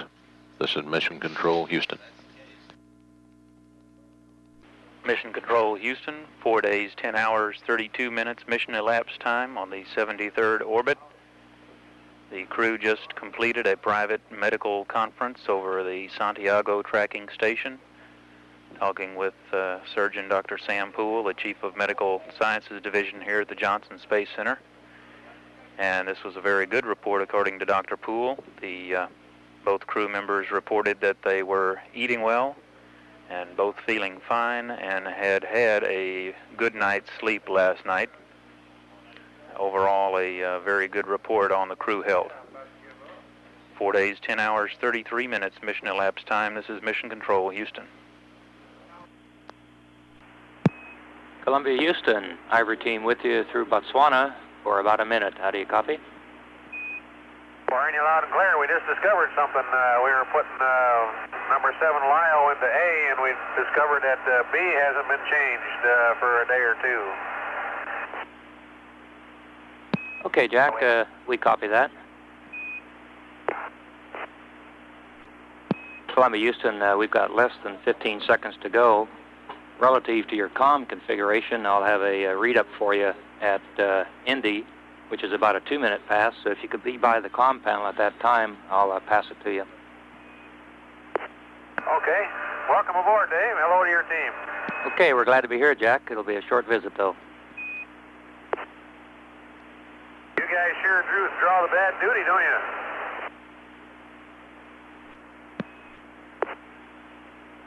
Mission Control, Houston, 4 days, 10 hours, 45 minutes mission elapsed time. Just had a very brief pass over the outer edge of the Botswana tracking station. We should be picking up at Indian Ocean, just skirting the edge of the range of Indian Ocean Station in a few minutes, about 9 minutes. They're mostly preparing the configurations on board in all the systems, getting things buttoned down for the evening. And we're on orbit number 73. 4 days, 10 hours, 46 minutes mission elapsed time. This is Mission Control, Houston.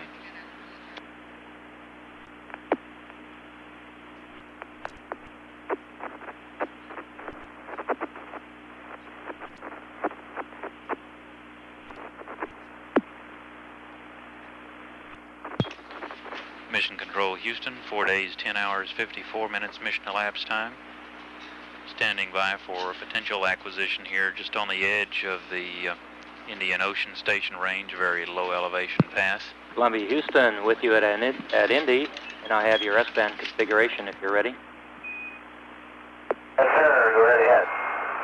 Okay, on panel A1, S-band PM, antenna switch electric 2, preamplifier 2, power amplifier, standby 2, operate 2. How copy? Okay, all those are done, Dave. Roger. Check mode, state in high. Check transponder 1. Okay, the mode stated high, the transponder's 1. Network signal processor, check data rate transmit high. Check receive high. That's verified. Check uplink data, S-band. Check coding transmit off. Check receive off. Those are all verified. Power 2. Okay, switching to MS32 now. Okay, sounds good, Gordo, and that configuration is for your sleep time. However, we do not want you to panel command in the event of lost comm until we make comm with you at a UHF station. Okay, I understand. No panel command. Roger. We got the transponder 2 downlink column.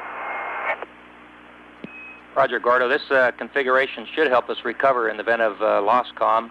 And one other message in the next 20 seconds. We'd like tape recorder 1 track select 14, and if you have time, we'd like the forward light status. Okay, TR1 is on 14. It's reading a monitor level of 3 with number 2 and open. Forward light status is on, and we were just a little late getting it disabled. I hope we didn't mess up and blow a track there. We're about 5 minutes late.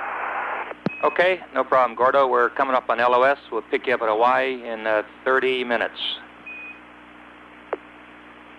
Okay, see you at Hawaii. Raj.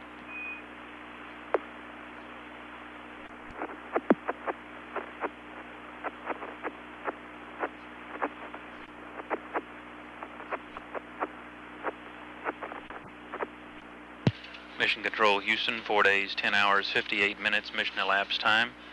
On that last brief pass over the Indian Ocean Station, we're passing up some instructions to the crew on configuration of the comm system for the sleep period tonight. The crew is due to begin their sleep period in about an hour. And we are about 32 minutes away from the next acquisition period, which will be on just on the southwest edge of the range of the Hawaii tracking station. That's another very low elevation pass. And then it will be another considerable period of time before we come in contact again over the Santiago tracking station. And perhaps by that time the crew will already be in their sleep period. 4 days, 10 hours, 58 minutes mission elapsed time. This is Mission Control, Houston.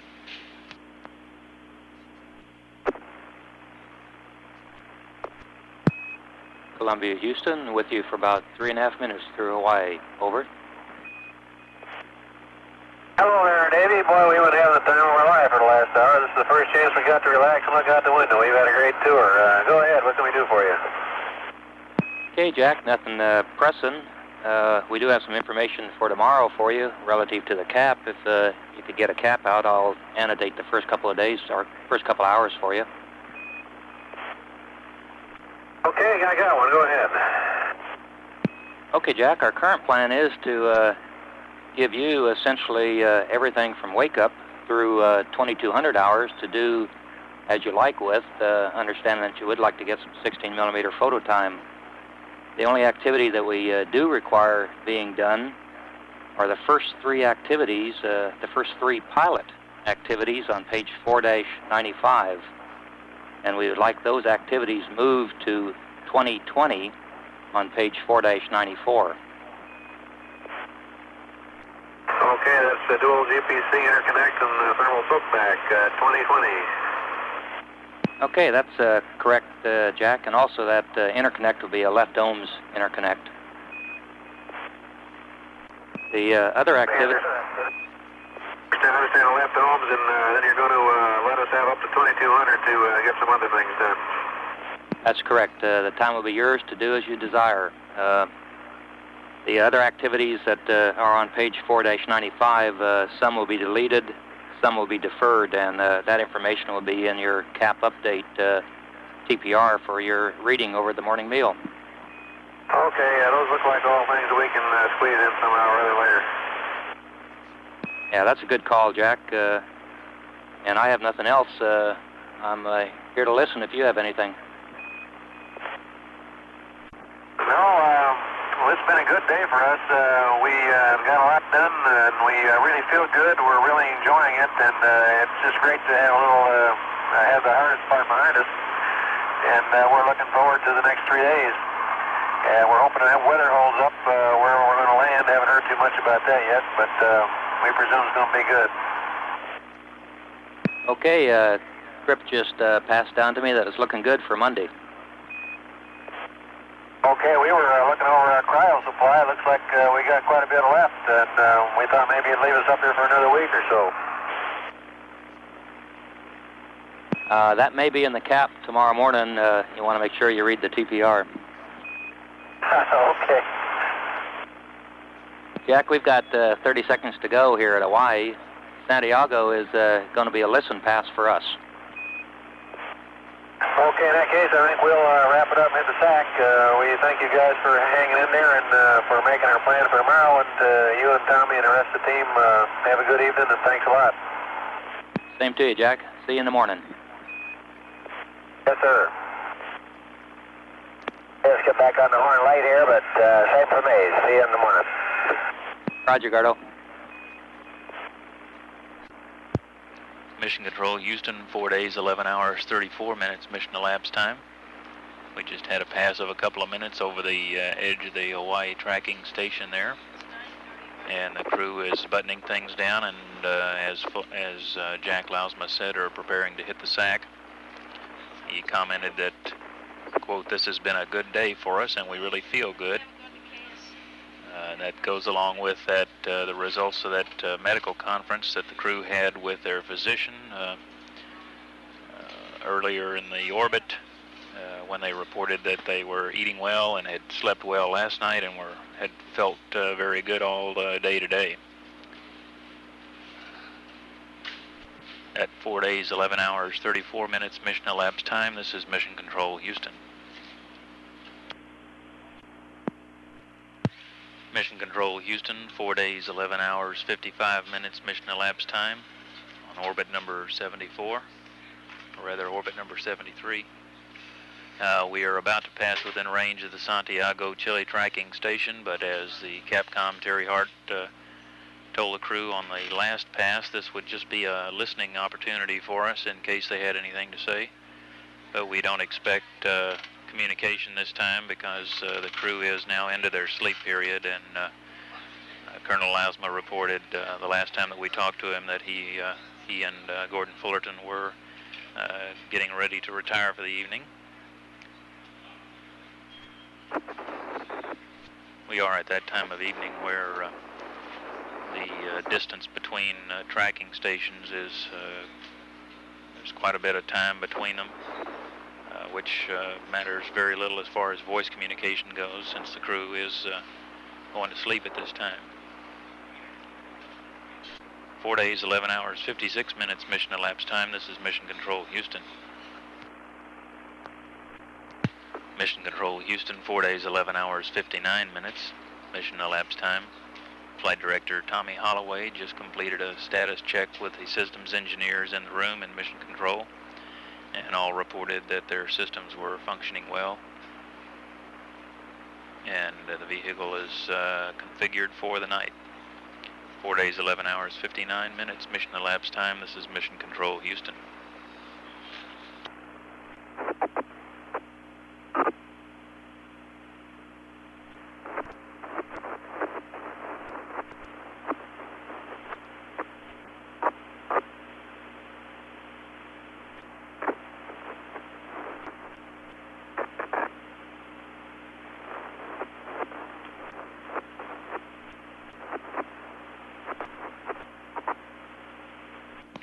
This is Mission Control Houston at 4 days, 12 hours, 34 minutes mission elapsed time.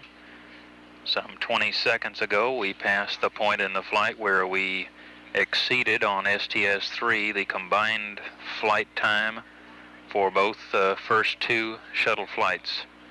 That point was at 4 days, 12 hours, 34 minutes, and 3 seconds was the total flight time for both the first and second shuttle missions, and we have now surpassed that at this point in the flight of STS-3. This is Mission Control Houston. Mission Control Houston, 4 days, 13 hours, 9 minutes mission elapsed time. We're on orbit number 74 at the present time, and the Columbia is out on a long, low swing over the Pacific Ocean.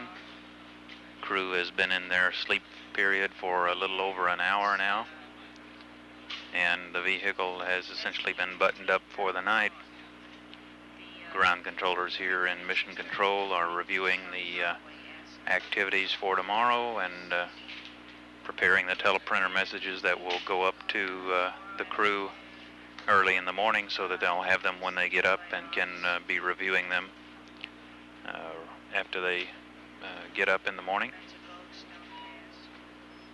It was quite a full day again today for astronauts Lausma and Fullerton, operating the remote manipulator arm in the backup mode. Check it out in that mode, and continuing to gather science data. The vehicle remains in the nose to sun attitude for the thermal test in that position, which is about an 80-hour long attitude to determine the effects of the differences in heating the vehicle on one end while the backside of it is exposed to the coldness of space. At 4 days, 13 hours, 10 minutes mission elapsed time, this is Mission Control Houston.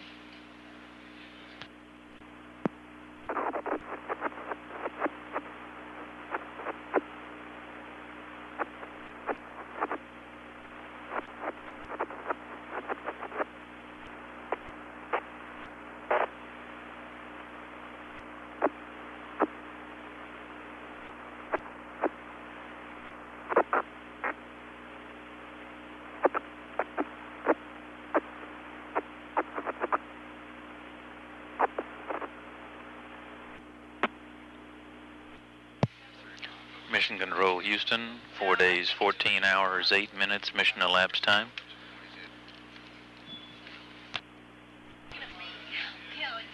Crew has been asleep for some 2 hours now. In Mission Control, the activity is continuing with the possible changes to tomorrow's flight plan, determining what additions or changes there may be to those things that are already set out in the crew activity plan. Columbia's ground track is carrying it over the Middle East at this time. Currently on orbit number 75 at 4 days, 14 hours, and 9 minutes mission elapsed time. This is Mission Control Houston.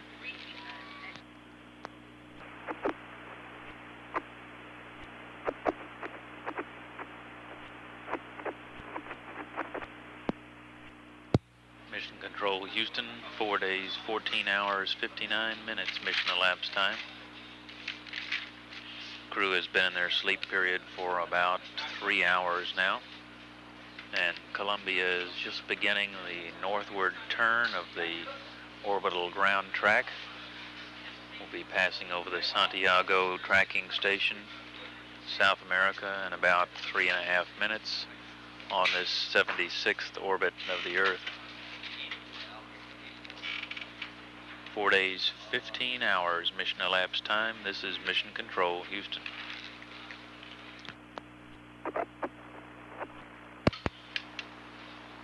Mission Control, Houston, 4 days, 15 hours, 7 minutes mission elapsed time on orbit number 76.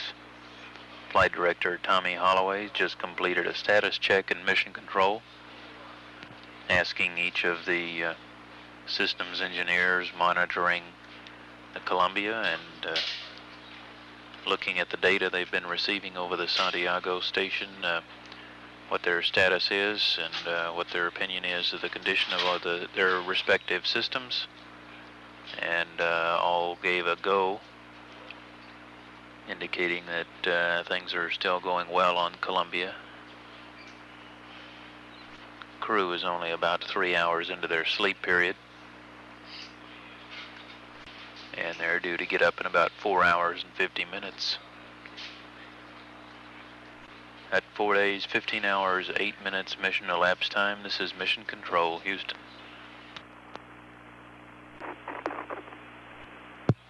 Mission Control, Houston, 4 days, 16 hours, 6 minutes mission elapsed time.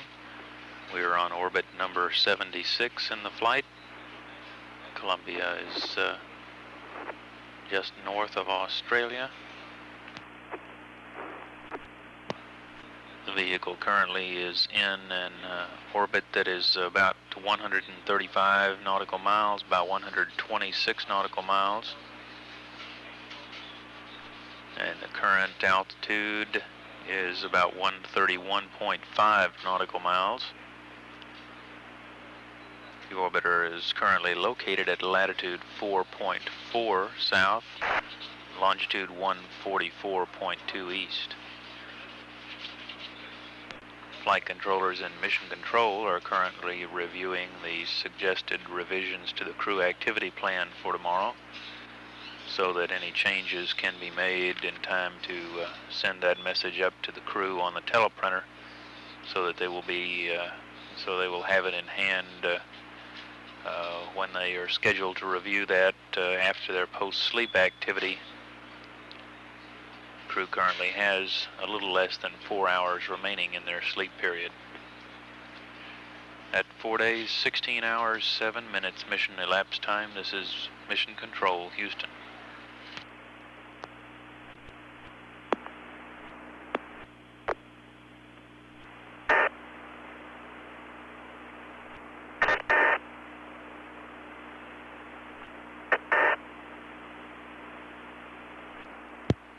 Control, Houston, 4 days, 17 hours, 6 minutes mission elapsed time. Currently on orbit number 77. And the Columbia is passing over the northern coast of Africa. Current altitude of the orbiter is about 137 nautical miles.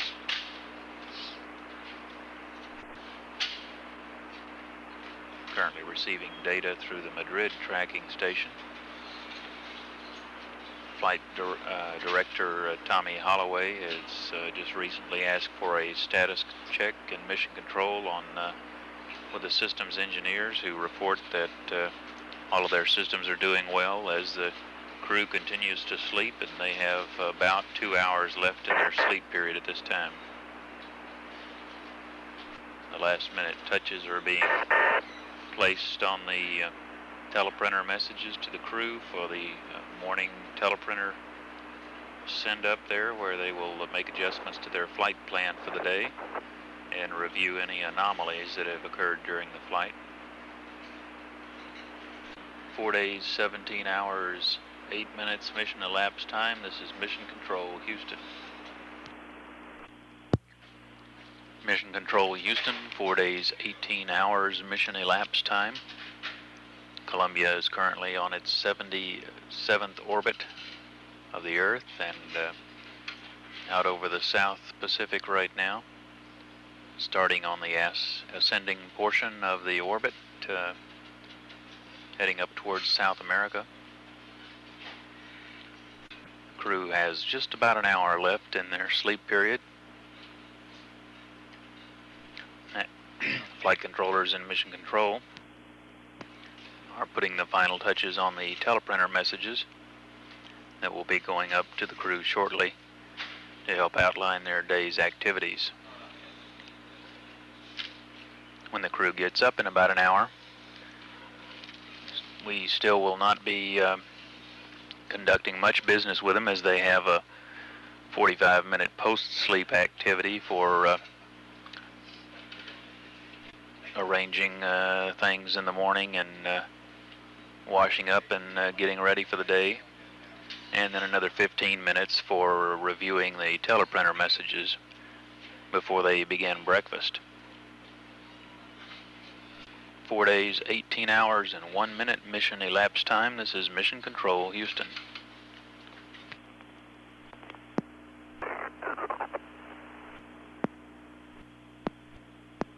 This new day is that God might be reflected in our lives the way He is in this beautiful universe that He's made, and you're getting a chance to see. I'm reminded of the verse that this is the day that the Lord hath made. Let us rejoice and be glad in it. God bless you. We love you, and have a good day. Mission Control, Houston, at 4 days, 19 hours, 8 minutes mission elapsed time. We're currently on orbit number 78 and about to reacquire communication with Columbia, the first call-up of the day over the Yargady tracking station in Western Australia.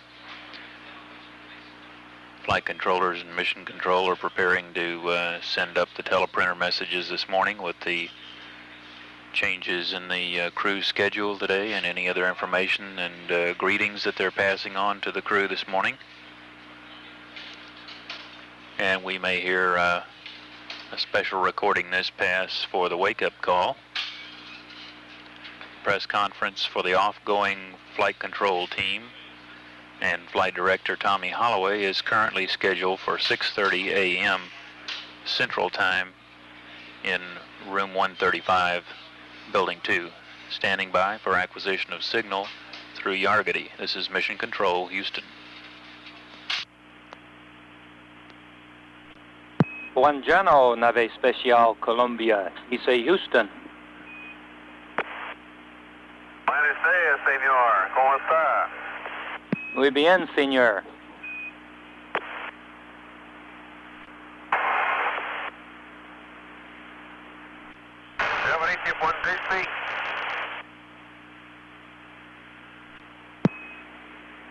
Columbia, we have nothing for you this morning, except some sounds from your family if you're ready to listen. Oh, yeah, we're always ready to listen to that. Okay, sounds good. We've got 4.5 minutes left in this pass. All right, you guys, wake up. 5 more minutes. 5 more minutes. You guys are going to be late. You better get up. How'd you sleep last night, Dad?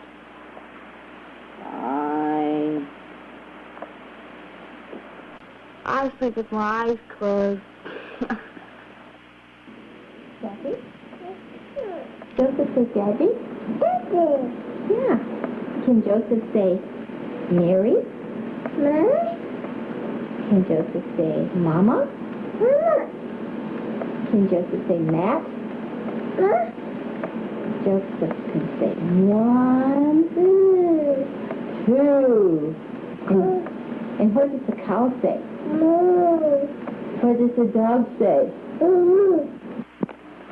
Get up, get up. It's a great day for the race. And it's a great day in which to excel in. Good morning, honey. I'm sure all of this that you've just heard brings you back down to earth again. We don't want you to get too comfortable up there and decide to stay. My prayer for this new day is that God might be reflected in our lives the way he is in this beautiful universe that he's made and you're getting a chance to see. I'm reminded of the verse that this is the day that the Lord hath made. Let us rejoice and be glad in it. God bless you. We love you, and have a good day. Good morning, Dad. This is Andy. I hope you have a good trip at the Space Shuttle launch. I love you and miss you. I can't wait until I go to the launch and landing. Don't forget to look out and try to look out and see Texas, and I'll be waving at you. Goodbye. This is Molly. Good morning, Dad. Time to get up. And I hope to see you at the landing. And when you look down, try to see me. I love you and I miss you. Bye. Morning, Gordo. This is Marie. Mom. Pop. We love you. Have a good day, Gordon and Jack.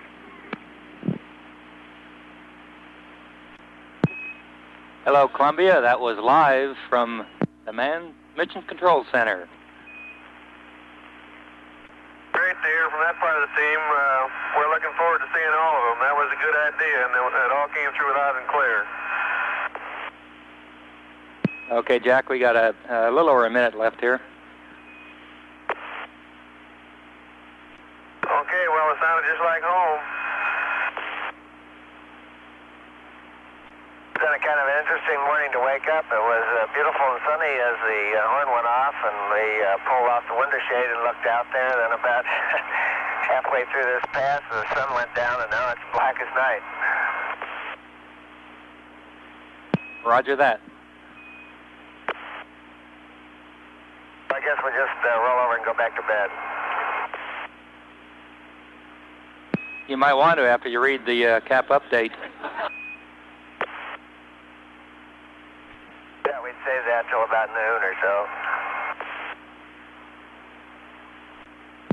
20 seconds to go, Columbia, and all the TPR message of interest are on board at this time. We'll pick you up at Aurora in about 2. Okay, Davey, I'm reading the morning newspaper here. I noticed that it gets longer and longer to read it these days.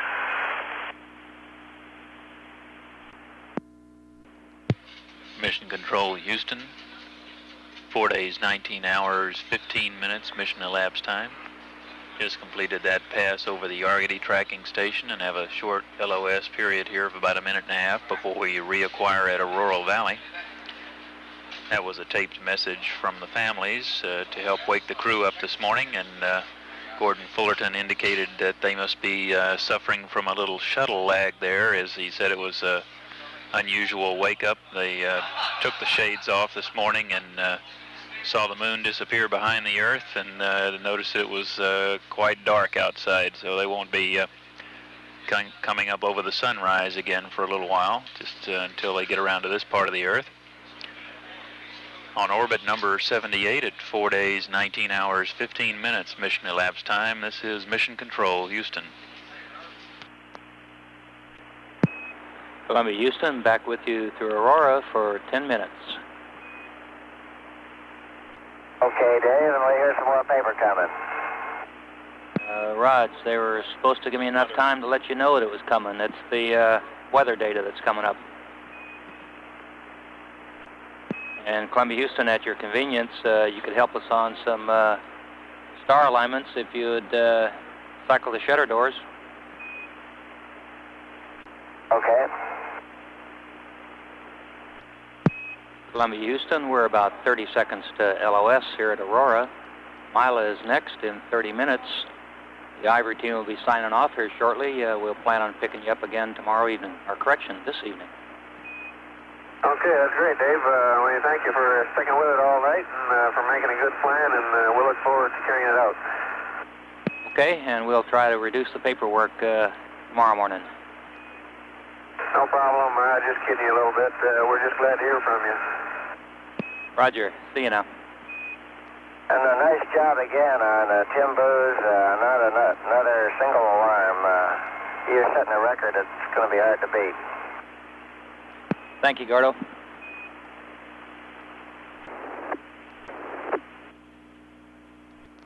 Mission Control Houston at 4 days, 19 hours, 23 minutes mission elapsed time. We're in orbit 78 and just passed out of range of the Auroral tracking station in eastern Australia. Columbia passing out over the Pacific Ocean now on the upswing into starting orbit number 79, and we'll be reacquiring over the U.S. in about 30 minutes. 4 days, 19 hours, 23 minutes mission elapsed time. This is Mission Control Houston.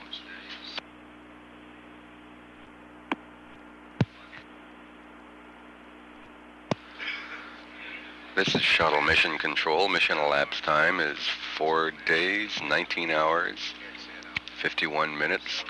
We're about 2 minutes away from acquisition of signal over Mylar ground station in Florida.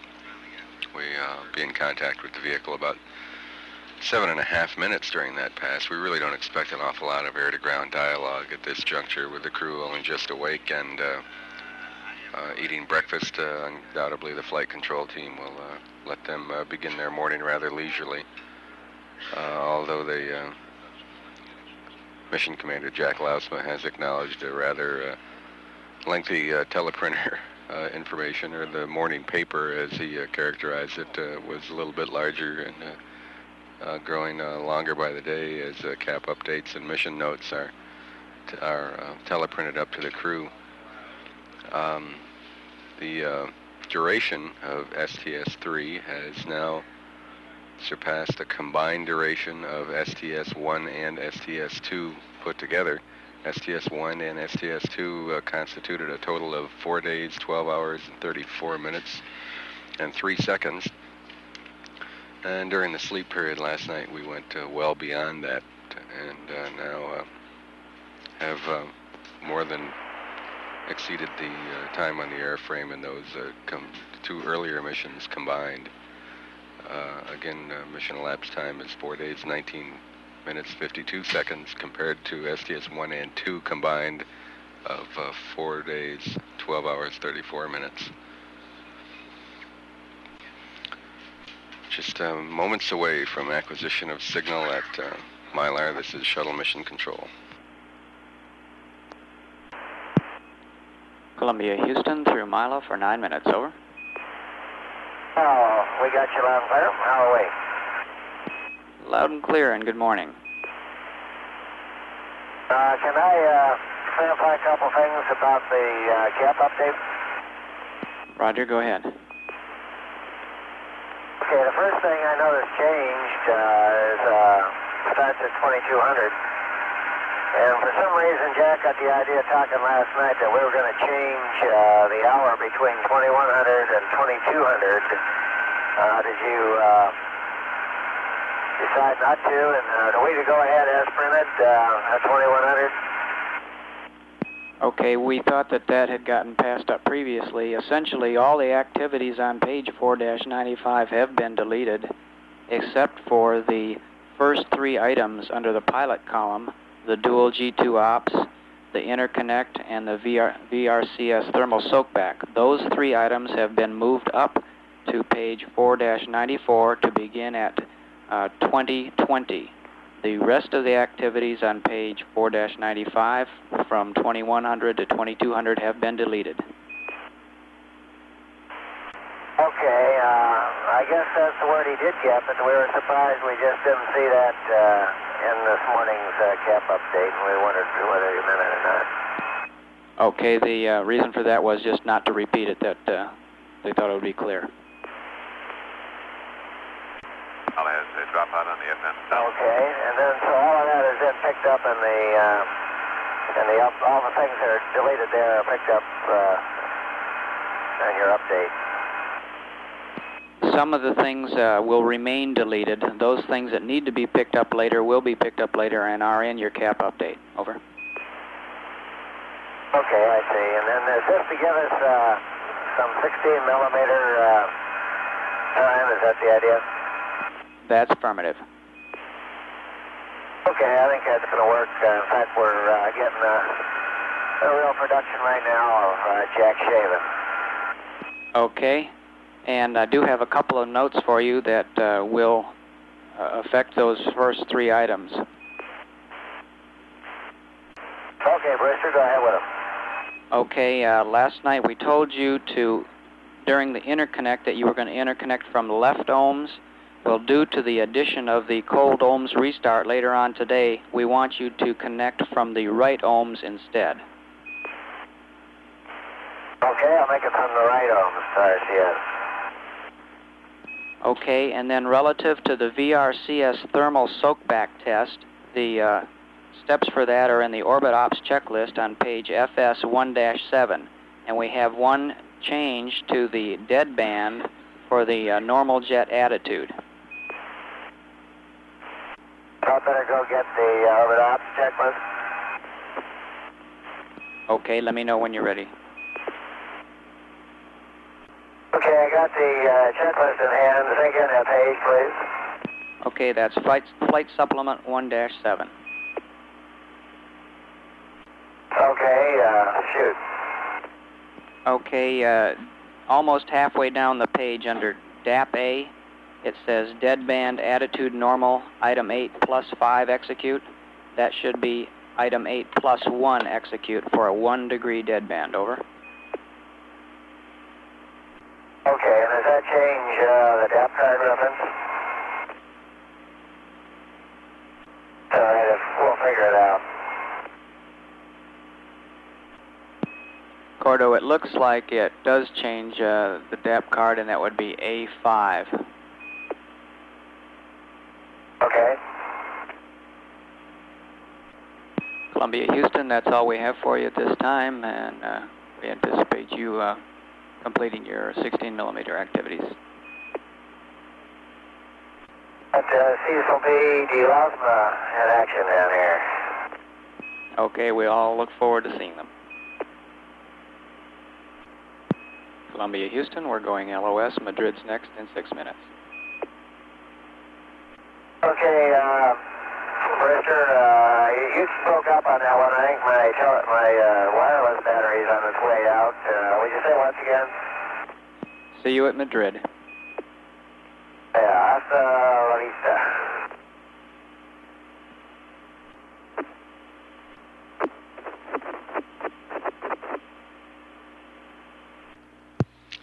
Shuttle mission control at 4 days, 20 hours, and 9 minutes. We're AOS at Madrid. Columbia, Houston through Madrid. For information only. iOS site will be UHF uplink only. We are now recording voice. You may cancel your IMU maneuver. And when you get a chance, we need a Y tracker shutter cycle. Standing by. Okay, I'm hearing you, Brewster. Thanks a lot. We will take care of the light tracker and omit the IMU maneuver. Roger, and we're standing by.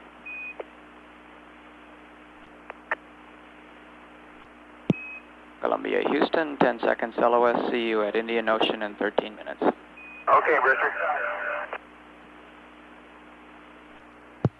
Mission elapsed time, 4 days, 20 hours, 15 minutes. This is shuttle mission control. We've lost signal through Madrid. Vehicle is just over the Mediterranean Sea now, just a little south of Italy. We'll have acquisition of signal in about 12 minutes through the Indian Ocean station. Columbia is on its 79th orbit of the Earth, and at this juncture in the crew activity plan,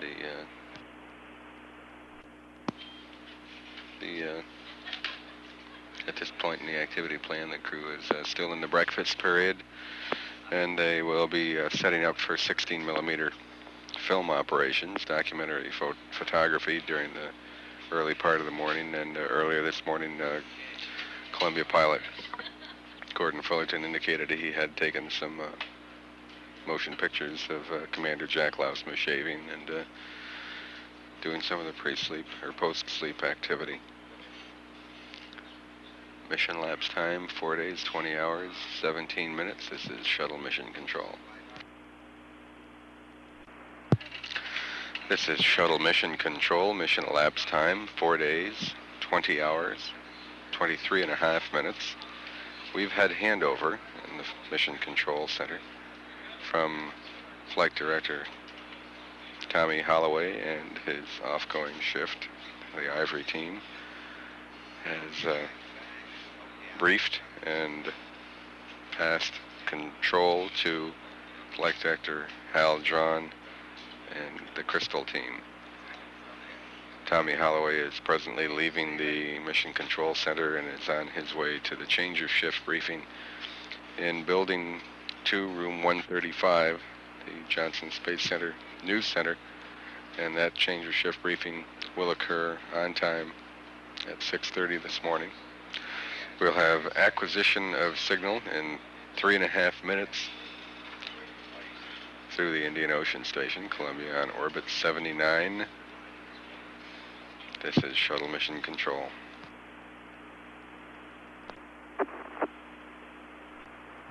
This is Shuttle Mission Control. We've had acquisition of signal at the Indian Ocean Station. We are now processing downlink data and also have the opportunity for voice contact during this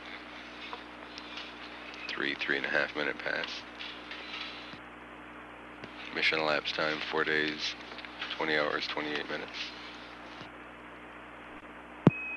Columbia, Houston through Indian Ocean for 3 minutes, standing by. Oh, there, Mister. Took care of the Star Tracker and also did the 3 items that we wanted to do right about now. And we'll continue with breakfast.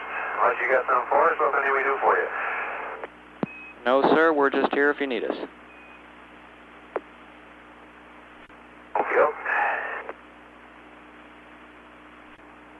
Columbia, Houston, we're 10 seconds LOS, Yargady's next in 10 minutes, and the star trackers are in term idle. You need to bring those back up and cycle Spec 21. Okay, those guys are not very cooperative, are they? We just did that. Copy.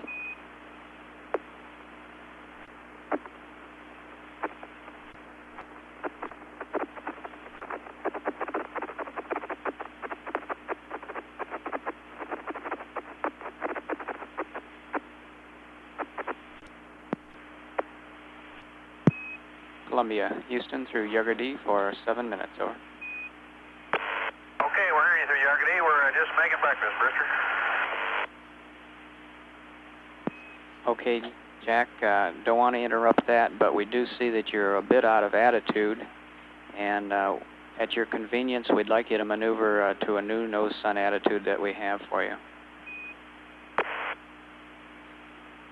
Go ahead. Okay, the attitude is roll 106.9er, pitch 5.7, yaw 2.5, and you could maneuver an A auto norm. Okay, and what time do we then start the rotation? Okay, you start the rotation then at 21:15. At 21:15? That's correct. Okay, thank you. Yes, sir.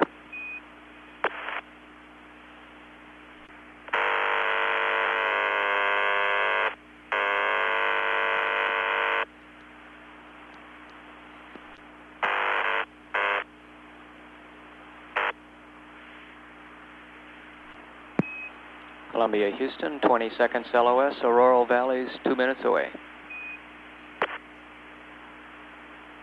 Did you call, Brewster? Just the LOS call, Jack.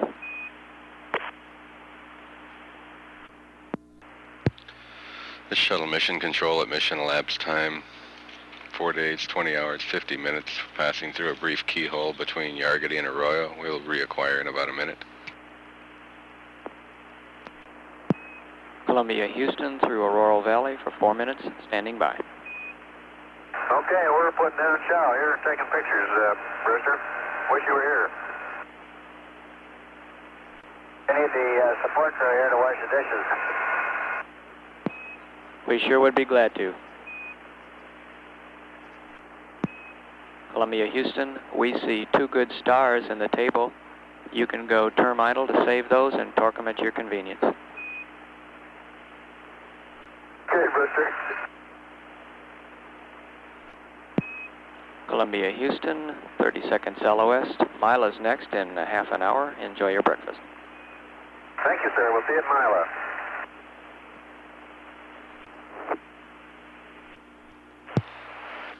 Shuttle mission control, we're just moments away from voice contact through Mylar for a pass of a little over 8 minutes.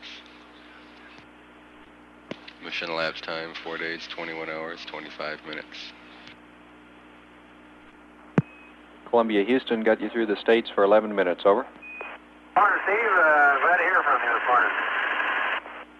Top of the morning to you. Could you give us spec 60 on an SM machine, please, and we'll re-enable some FPEG limits. Okay, we'll do that momentarily. Okay, we got a vector coming up to you during this pass also, Jack. Good, thank you. We got the spec 60, Steve. Okay, thank you.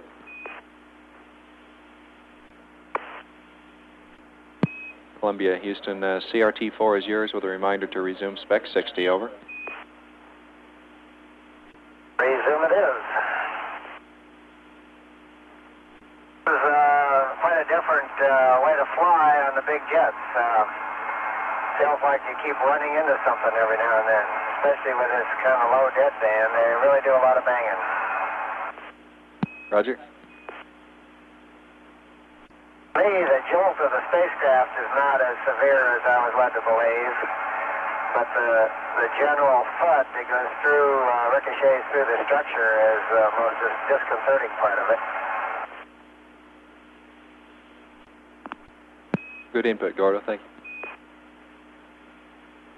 And they're quite spectacular plumes when you're on the night side. They really show up. It'd be nice if we could figure out a way to photograph them. I doubt that you can, though. Sure would be a good picture if you could get it. Someone check and see how many total VTR cassettes should be on board. I've used up 13 so far, and I found 6 more. I'm not worried about running out. I think we got most of that done, but just for my own information, are there any more than the 19 that I found so far? We'll check that number for you, and I'll get back to you, Gordo. Shuttle mission control, Columbia pilot Gordon Fullerton there describing the sensation and visual appearance of the RCS jets firing on orbit. Still 7.5 minutes left in this pass. Hey, we just got an FPEG overload. Are you taking care of that down there? That probably has to do with the Timbu we just sent up, Gordo. Okay, well, we'll ignore it unless you need our help on it. Columbia, Houston, if you find all that primary RCS firing objectionable, you have your option of opening the deadband up to 3 degrees and reduce the jet firing, over. Oh, no, it's more a matter to notice. Certainly isn't bothering us, so we're happy with it. Okay, that's fine, Gordo. It's not a consumables problem. We found out on the video cassettes there are 22 total on board. The 3 that you apparently have not found are for the OSS, and they're in MF57 Echo, over. Okay. This shuttle mission control, the Capcom's advice to the crew that they can change the deadband to 3 degrees simply means that the Columbia is in now a deadband of 2 degrees, which means that the vehicle can go 2 degrees off of the nose-sun attitude before the vernier jets, or the RCS jets, make an adjustment to bring it back to the ideal attitude. That was in the offer to change that to 3 degrees was in response to Gordon Fullerton's remarks about the disconcerting nature of the large RCS jets firing and the size of the plume and the sensation of running into something. The flight control team advised that if Gordon Fullerton or the crew found that an objectionable sensation, they could change that deadband to 3 degrees, which simply means that the RCS jets would fire less frequently. And Colonel Fullerton's response was that that would not be necessary. Columbia, Houston, have a heater reconfiguration for you, 2 switches on panel A12 if it's convenient. Yeah, that's where we are. Okay, on panel A12, hydraulic heater elevon, A to auto and B to off, OFF, over. Yeah, the thing ought to be off on the hydraulic heater elevon. Thank you. Thank you. Fail or something? Gordo, they're looking for heater response data in the cold attitude that we're in. Oh, I see. The shuttle mission control, one correction, I had said that the deadband was 2 degrees, and in fact it's programmed in at 1 degree. And again, the control team's offer was to change that to 3 degrees, which was declined by the crew. Mission elapsed time is 4 days, 21 hours, 35 minutes, and we have another minute and a half remaining in this pass. Columbia, Houston, we're 20 seconds LOS now. Next is Madrid in 5.5 minutes.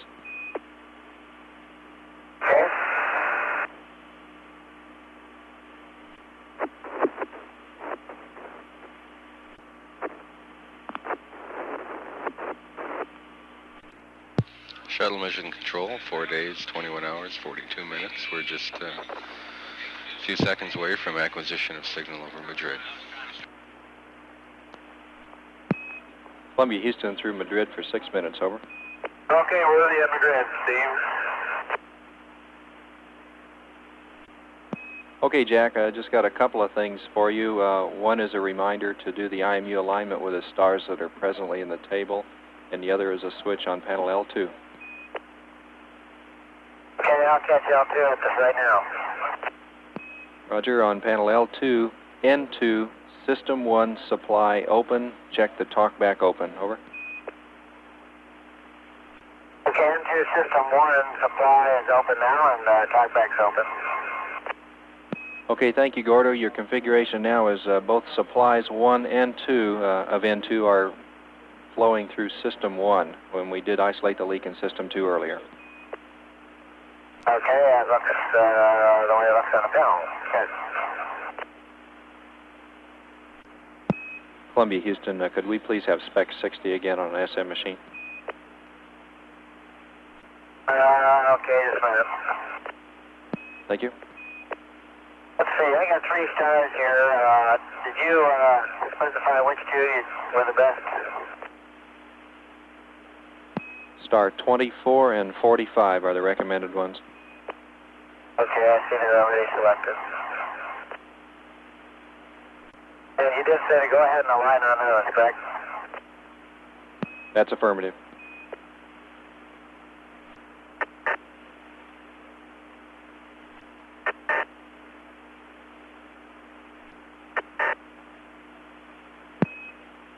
Columbia, Houston, we're 15 seconds LOS now. See you next at iOS in 12 minutes. CRT is 4 is yours. You can resume spec 60. Thank you.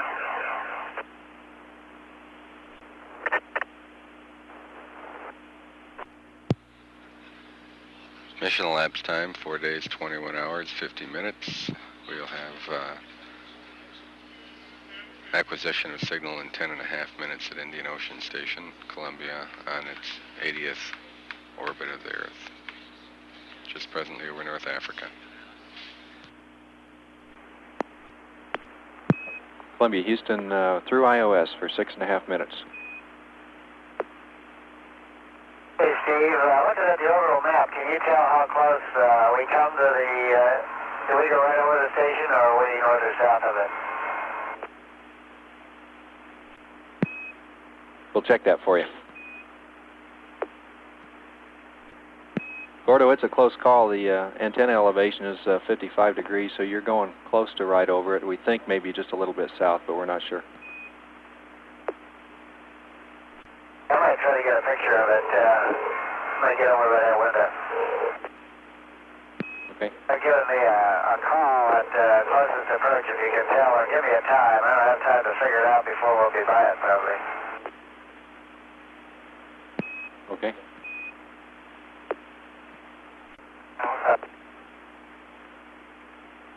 Gordo, we'll try to give you a call when we see the antenna elevation reach its maximum. It's not there yet. Okay, thanks. Okay, Gordo, I think you could start looking now. The antenna's getting pretty high up there. Okay, unfortunately, there's a bunch of cirrus down there. Okay, you're about to pass the max antenna elevation right now. Just too many clouds. Have to wait till next time.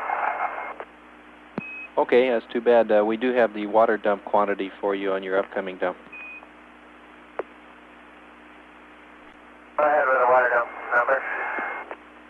Quantity Bravo to 10%, over. Okay, Bravo to 10 as usual. Columbia, we've got one comment for Jack. We understand that your Dutch friends and relatives are following this flight also with great interest. I'm feeling, yeah. For some reason he's not transmitting. We're checking his wireless here. Okay, fine. And he appreciates their interest. Oh, I was hoping to get a picture of the Space Shuttle so that I could make a trip back there and present it to the people at the site. You wouldn't want to go there. Columbia, Houston, we're 30 seconds LOS. Next is Yargadee in 9 minutes. Okay, we'll see you there.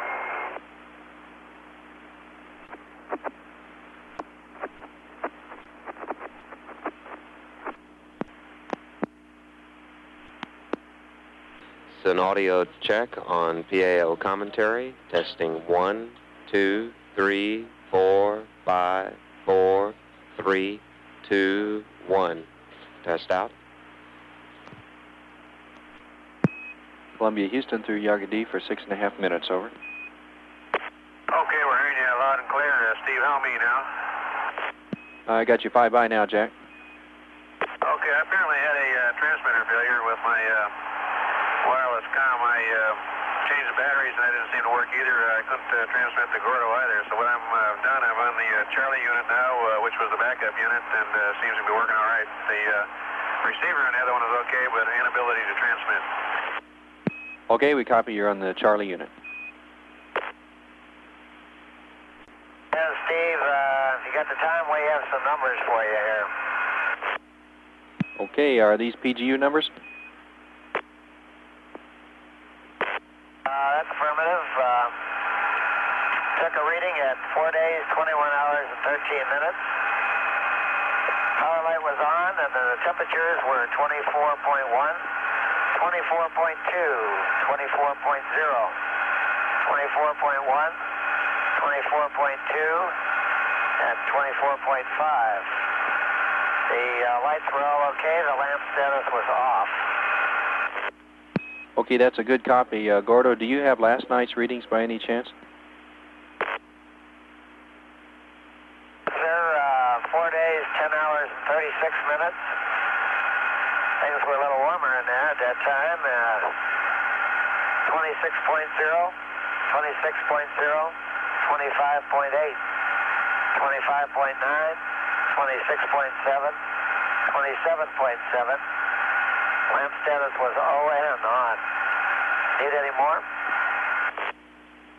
That'll do it. Thanks a lot, Gordo. One comment on the upcoming VRCS thermal soakback test. You'll be running the wideband mission recorder on that, and the tape is getting fairly close to its limits, so I caution you to be careful to get it off on time per the checklist. Over. Okay, and I have a IMU line time of 4 days, 21:49 and 30 seconds. copy. Thank you. Another kind of surprising thing. I went to set the SM alert on tank Bravo to 10% for the water dump, which is in progress right now. And the last I had seen it, I think it was set there to 10%, but somebody in the interim had moved it up to, I think it was plus 130% or something. How'd that happen? Stand by. Gordo, the answer is after your water dump last night, you dumped it to less than 10%, and when it was filling back up, to prevent it toggling around 10% and giving you an alarm, they set it from the ground to off-scale low, and we're not sure if that explains why you see the limit at 130%, but the limit was reset last night. Okay, maybe it was minus 130, and that's a good explanation, and thanks. Okay.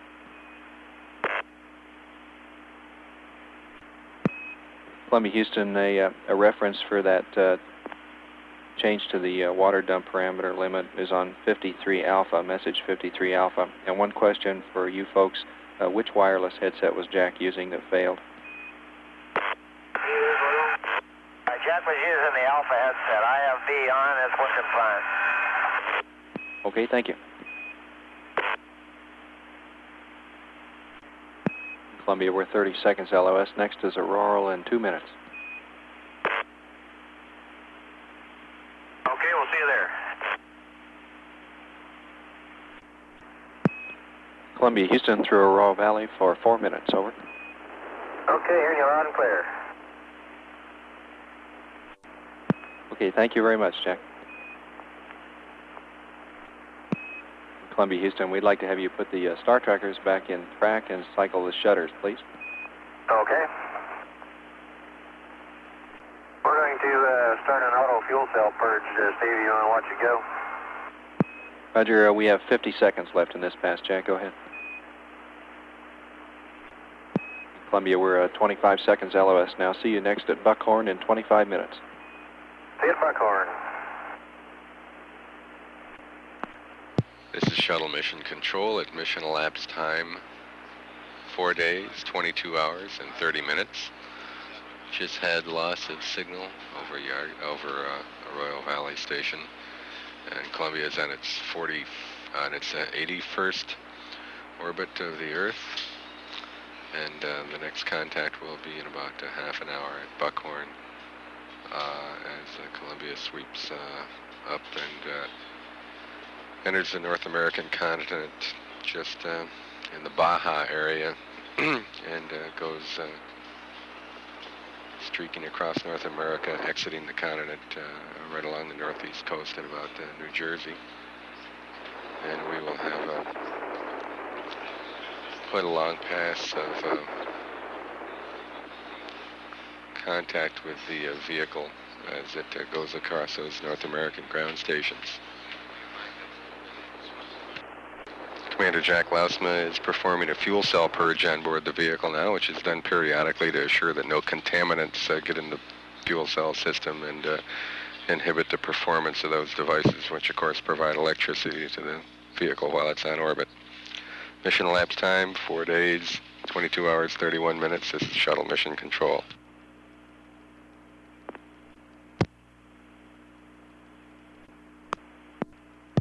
Shuttle Mission Control at mission elapsed time, 4 days, 22 hours, and 38 minutes. In just a few moments now, according to the summary timeline, mission pilot Gordon Fullerton is scheduled to activate the plasma diagnostic package. Of course, we're in a loss of signal period right now, and we'll reacquire in about 15 minutes over Buckhorn, so we should be hearing affirmation of that action when we do reacquire. Plasma diagnostic package is not to be deployed today, but will nevertheless acquire data while the vehicle's in orbit through the open payload bay doors. Mission elapsed time, 4 days, 22 hours, 39 minutes. This is Shuttle Mission Control. Columbia Houston through Buckhorn for 2 more minutes, standing by. went through the routine with the verniers and just wrapping that up. And the procedure worked out real good, Brewster. And we're getting ready to maneuver to a roll of 179.2 and so forth at 2300 and be out of normal. You agree with that? Roger, and that roll is 179.2, Jack. Roger, copy 179.2, and we have her typed in. Okay, great, and glad to hear the maneuvers went well. Back there when we first started this, we were in the dark, and we turned down the lights looking out the aft windows here with all the induced primary firings due to the vertical pulses. It made quite a fireworks show. I bet it did.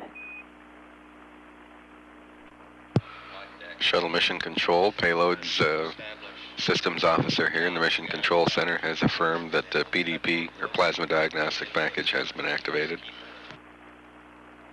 And Gordon Fullerton's remarks pertain to the plume which is produced by the firing of the forward RCS engines. It's CAVU at Northrop, I can see. You got the lights to the consequences and all the white sands loud and clear.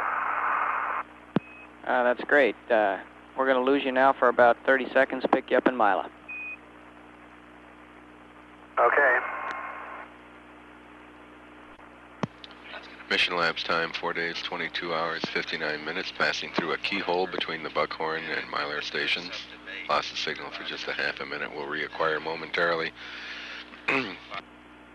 Gordon Fullerton remarking there that he could see the what is now the primary landing site at Northrop Strip from his vantage point, 130 miles, 130 nautical miles in the air. Columbia, Houston's back with you. Okay, we initiated a maneuver. Okay, fine, and the weatherman agrees with your observations there and says Northrop's going to be pretty good for the next couple of days. That's good news. Pretty gray over Texas, though, yeah? Roger, all of that is supposed to be moving towards the east. And do you like our rotational rate of 0.135 or 0.134 for this one, Brewster? 0.135 would be what we'd like to have this morning, Jack. Okay, I'll type that in the vernier slot too, just to keep our bookkeeping straight, but I guess they won't use it. Roger. Columbia, Houston, you'll be getting tank B quantity message shortly. Okay, thank you. Columbia, Houston, we see the water message, and we also have noticed that tank E quantity has been erratic, and you should disregard that quantity indication. Additionally, the ground has turned on the PDP transmitter, and you are go for the VCAP beam visual search on time. Okay, we're just going to ask you about that tank echo. Thank you.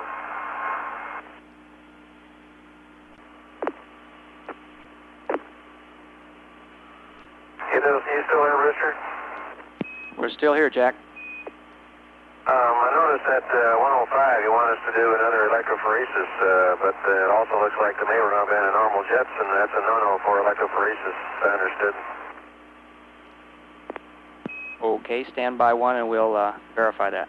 And I also noticed you want to do sample 8, however we have sample 7 yet to do also. Do you want to do 8 before 7 or 7 and then 8? Jack, we want to do sample 8 as scheduled. And you don't mind doing it during normal jets, huh? Stand by, I'm checking on that. Okay. And I got another question for your payload people there. This teleprinter call to make a 15-minute VTR of best views. Generally, we just VTR the whole VCAP sequence. Is that not, do you want to do something different than that? Okay, I'll check on that, Gordo. Stand by one. Columbia, Houston. Jack, in reference to your question about normal jets, they would like you to press on doing the EEVT even though you're on normal jets. Over. Okay. And Gordo, we're still working on the VTR question. Okay. Columbia, Houston, we're 20 seconds LOS. Dakar is next in 7 minutes, and Gordo will have your answer for you then. Okay.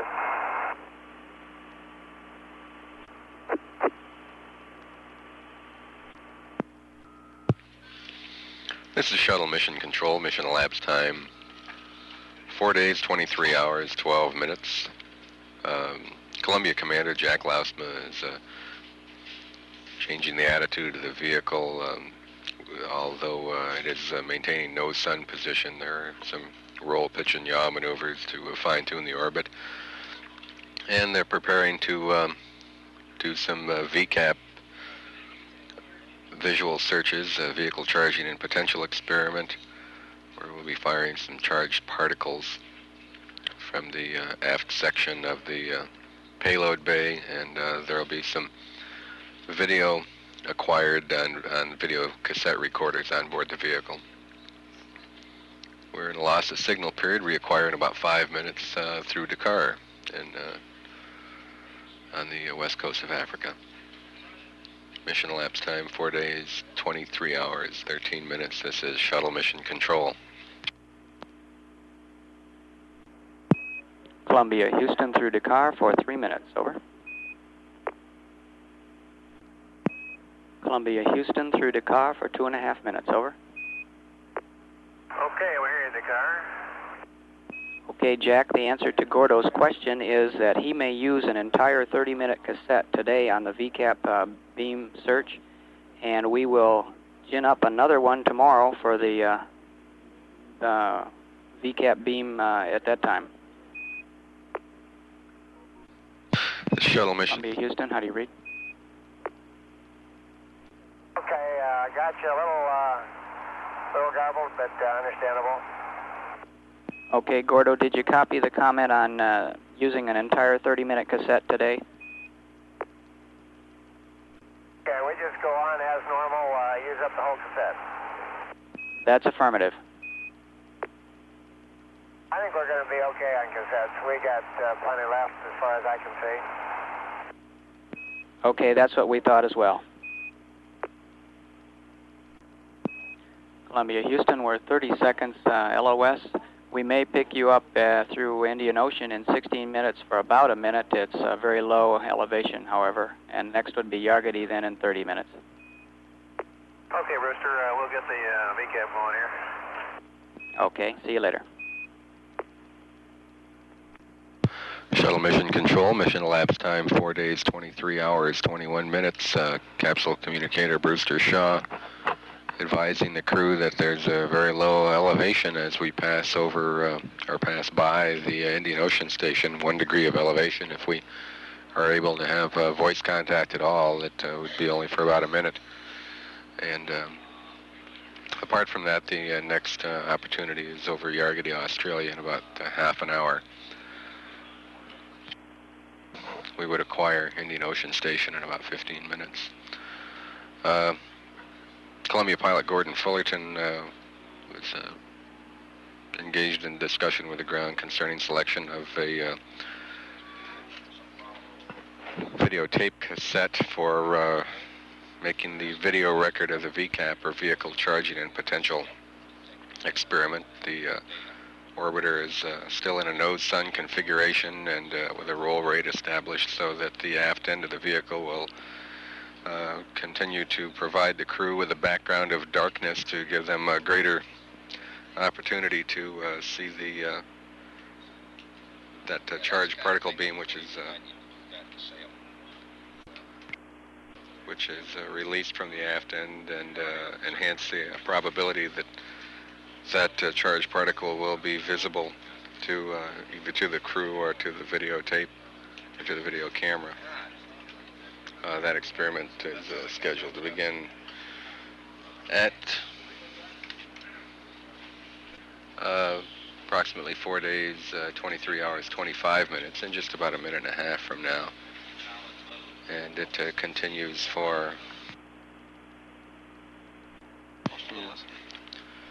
the VCAP experimentation take about an hour, after which the crew goes into an exercise period, first with Commander Jack Lausma exercising on the onboard treadmill, and some photography of his exercise by Gordon Fullerton, and then they exchange roles with Commander Lausma photographing the exercise of Gordon Fullerton, and they'll be exercising on a treadmill which is on board, and it's a fairly contemporary, conventional-looking treadmill. The astronauts wear a sort of a harness, which is in a rather conventional appearing belt around their waist with some lanyards which are attached to that belt, and to mounting points on what is essentially the floor of the middeck on board the vehicle to keep them from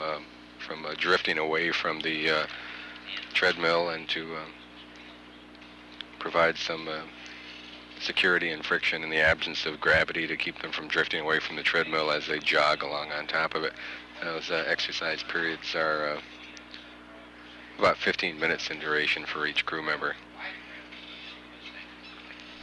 Mission elapsed time, 4 days, 23 hours, 25 minutes. This is Shuttle Mission Control.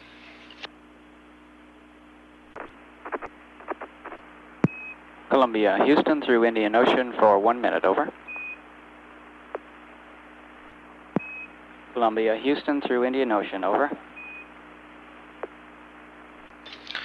The Shuttle Mission Control, mission elapsed time 4 days, 23 hours, 39 minutes.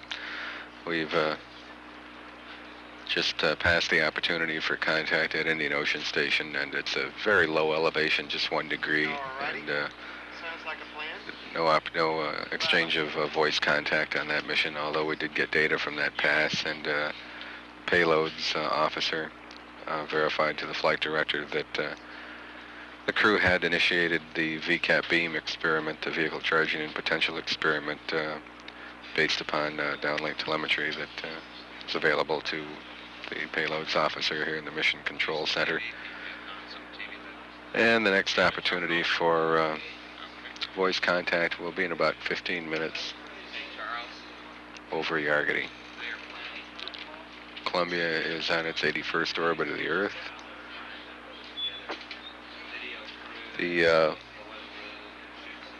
orbit ranges from an apogee of 134.8 nautical miles to a perigee of 124.5, and the orbital period is 1 hour, 29 minutes, 25 seconds.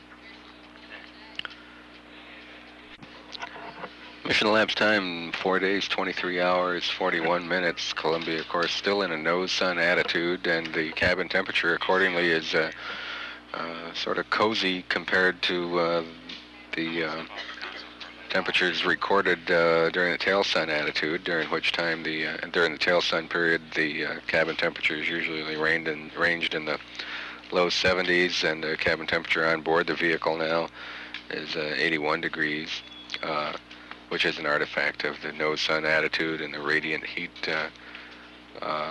which passes through the flight deck's panoramic windows, those 6 windows which sweep around the crew cockpit. Humidity on board is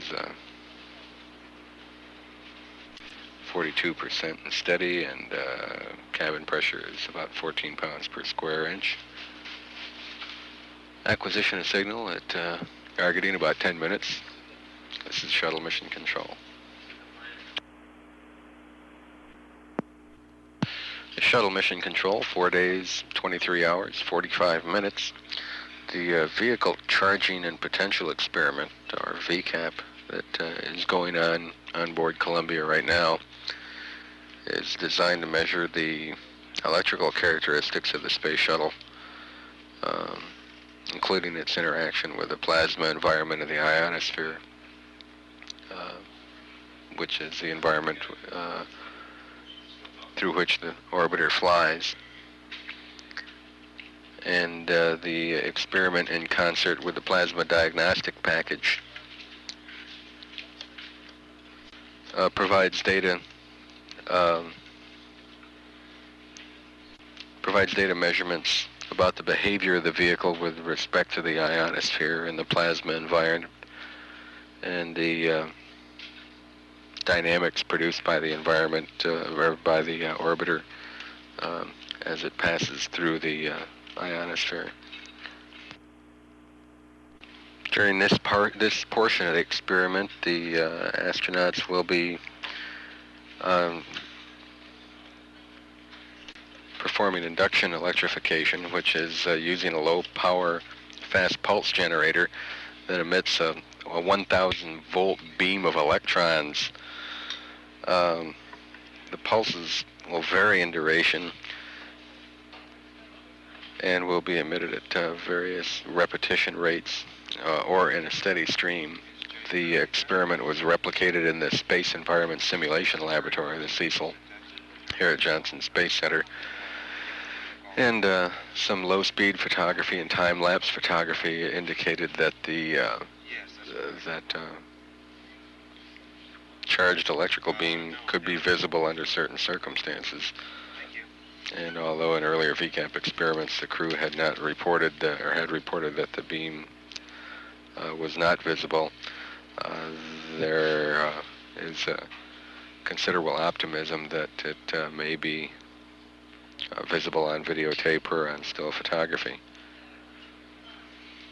The experiment weighs about 275 pounds. It's located in the forward portion of the payload bay pallet on the port side of the payload bay. And the vehicle currently is in a nose-sun attitude, and roll rate is established so that the crew, as it looks out the aft windows of the flight deck, will have a backdrop of the blackness of space against which there is a greater probability that they'll be able to see that charged particle beam. We should acquire voice contact through the UHF ground station at Yargady, Australia, in just about 2.5 minutes. There will be no data through Yargady, and as much as it has no S-band capability, we'll pass through a brief keyhole of about a minute and pick up the S-band station at Arroyo Valley, and be in contact there for about 4 minutes, and we will get both voice and data at that location. So in about 2 minutes we'll be hearing from the crew, and probably we'll get an update on the progress of the VCAP vehicle charging and potential experiment. And again, the plasma diagnostic package was activated earlier in the day, one of the earliest actions that the crew took, and those two payloads will be working together during this portion of the experiment. Mission elapsed time, 4 days, 23 hours, 49 minutes. This is Shuttle Mission Control.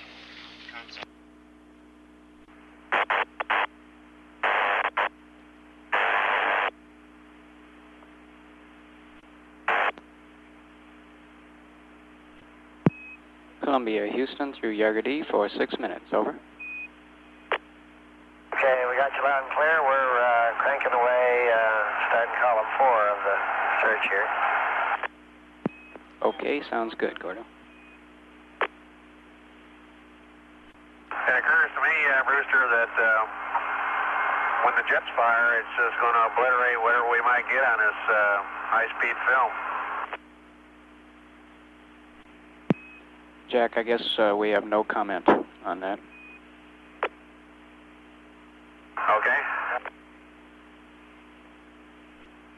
We've got the TV running, of course, like we did before, and so the VTR is up and going. And before we just did the vernier jets and water dumps, the flash didn't show up quite so distinctly when the jets fired.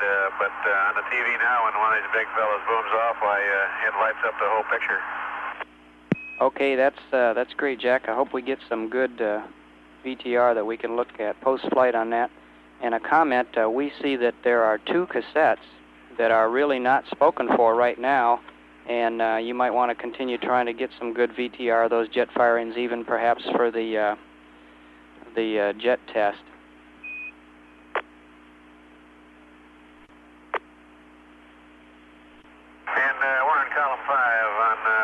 1-31. Okay, Jack, sounds great. Thank you. We had a complete attempt to try to see it visually. We turned every light in the cabin off and looked out there between jet flares when it was really dark, but no hint of any beam at all, I'm sad to say. Okay.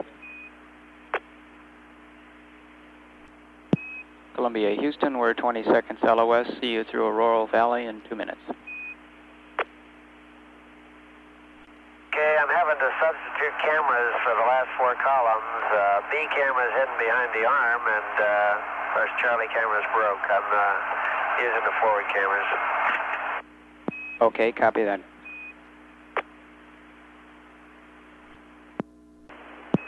Columbia, Houston, through Aurora Valley for 4 minutes, standing by.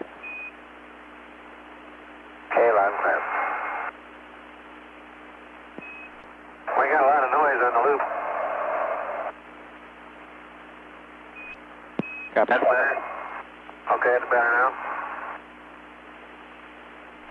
First, we got an idea. Glad to hear it. How about,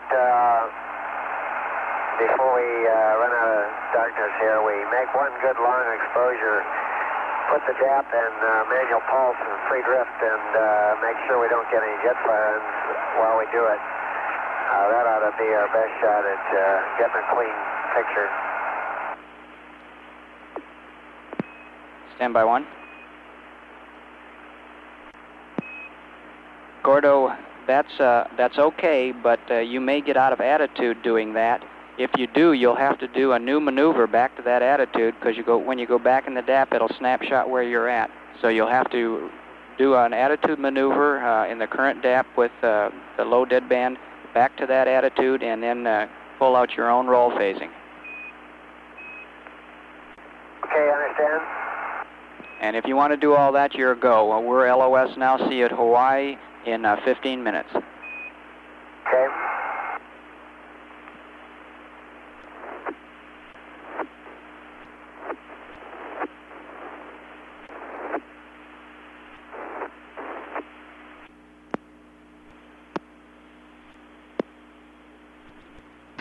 Shuttle mission control at 5 days, 16 minutes into the mission.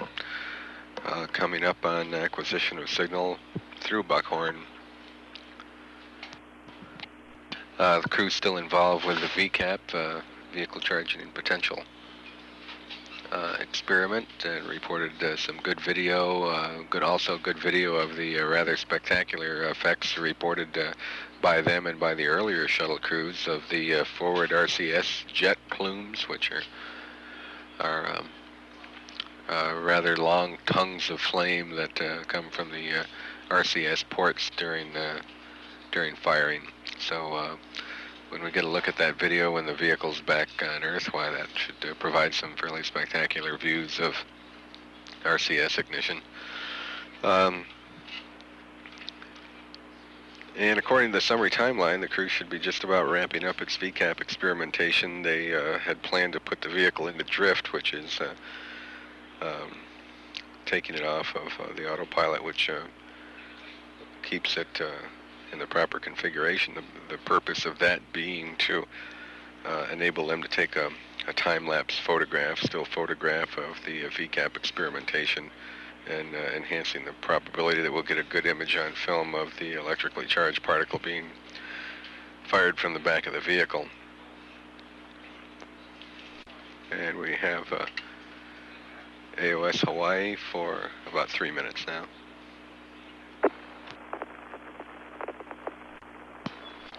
We're processing Hawaii data presently, and this is a fairly low elevation pass of about 5 degrees.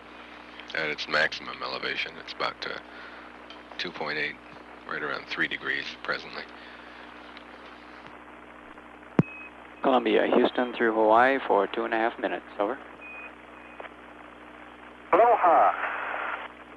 Aloha to you too, Jack. We got some TV schedule here coming up pretty soon. Is that live or is that just VTR for exercise? We show that VTR, Jack. Okay, thank you. And Jack, we'd like to have a cycle of both Star Tracker shutters, please. Alrighty, I'll do that for you. Thank you.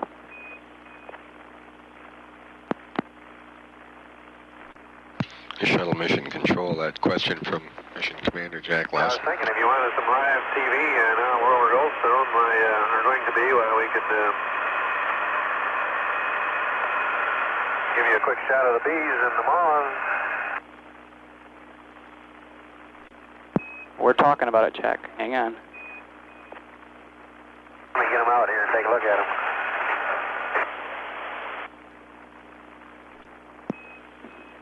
We still got some moths fluttering around there. Jack, we're told we can't have it ready in time. We're 5 seconds LOSC over the States in 4 minutes. Okay. We'll give you further words over the States.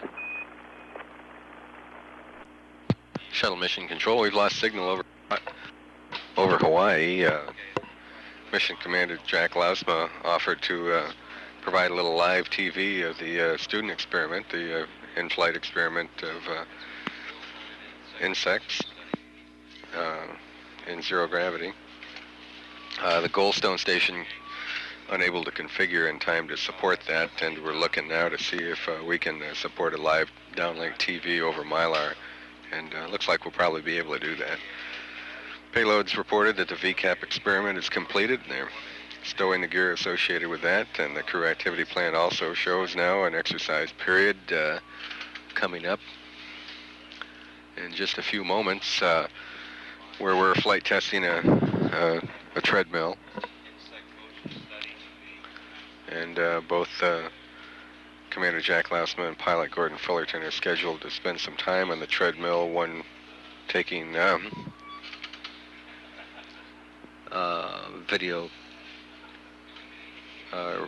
videotape recordings, each taking videotape recordings of the other during the exercise period. And those exercise periods are about 15 minutes in duration. And it's just to provide some cardiovascular exercise and to prevent atrophy of the major muscle groups during the zero gravity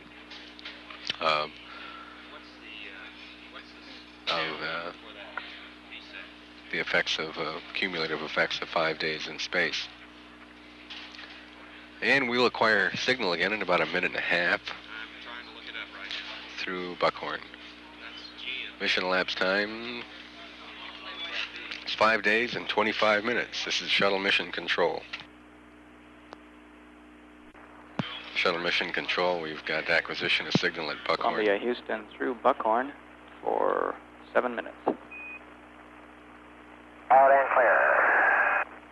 Okay, yelled at you going over the hill. Don't know if you heard. We're trying to gin up something through Mila for the live TV. Okay, wait, sort of. We'll try to get ready also then. Okay, well, don't push it if it's not convenient. We don't need to do it. This is Shuttle Mission Control. Payloads and ground control have both reported to the flight director that they're go for bees, and we may have, if we can get the ground site configured at Mylar on time, we may have some unscheduled downlink TV of the student experiment.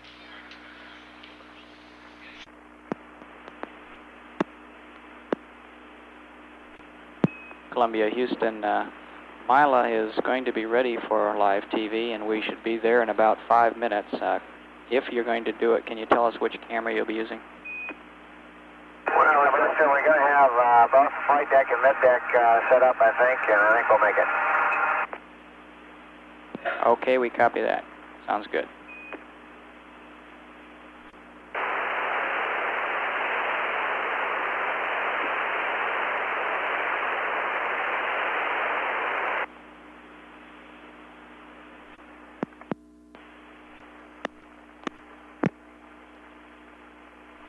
Houston, Columbia.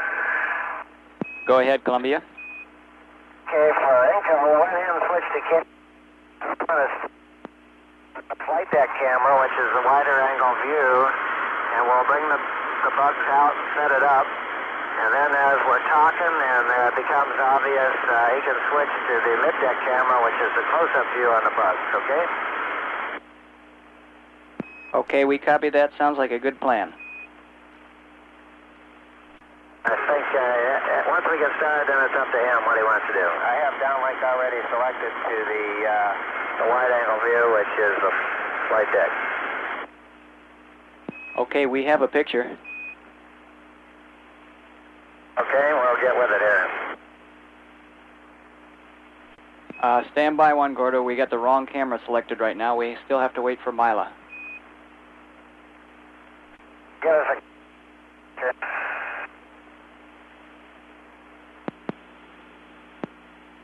Stand by one. Take in your last. Gordo, we have the flight deck camera selected now. Can you turn off the overhead light?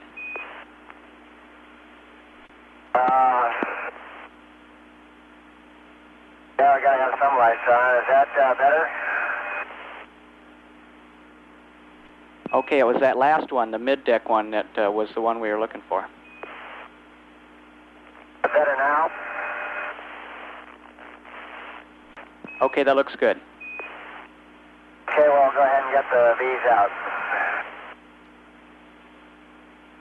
Okay, space fans, here's the second in the episode of the Bees and the Moths in Space. From your first in history space SWAT team. Gonna get a buzz out of this one. Here they come.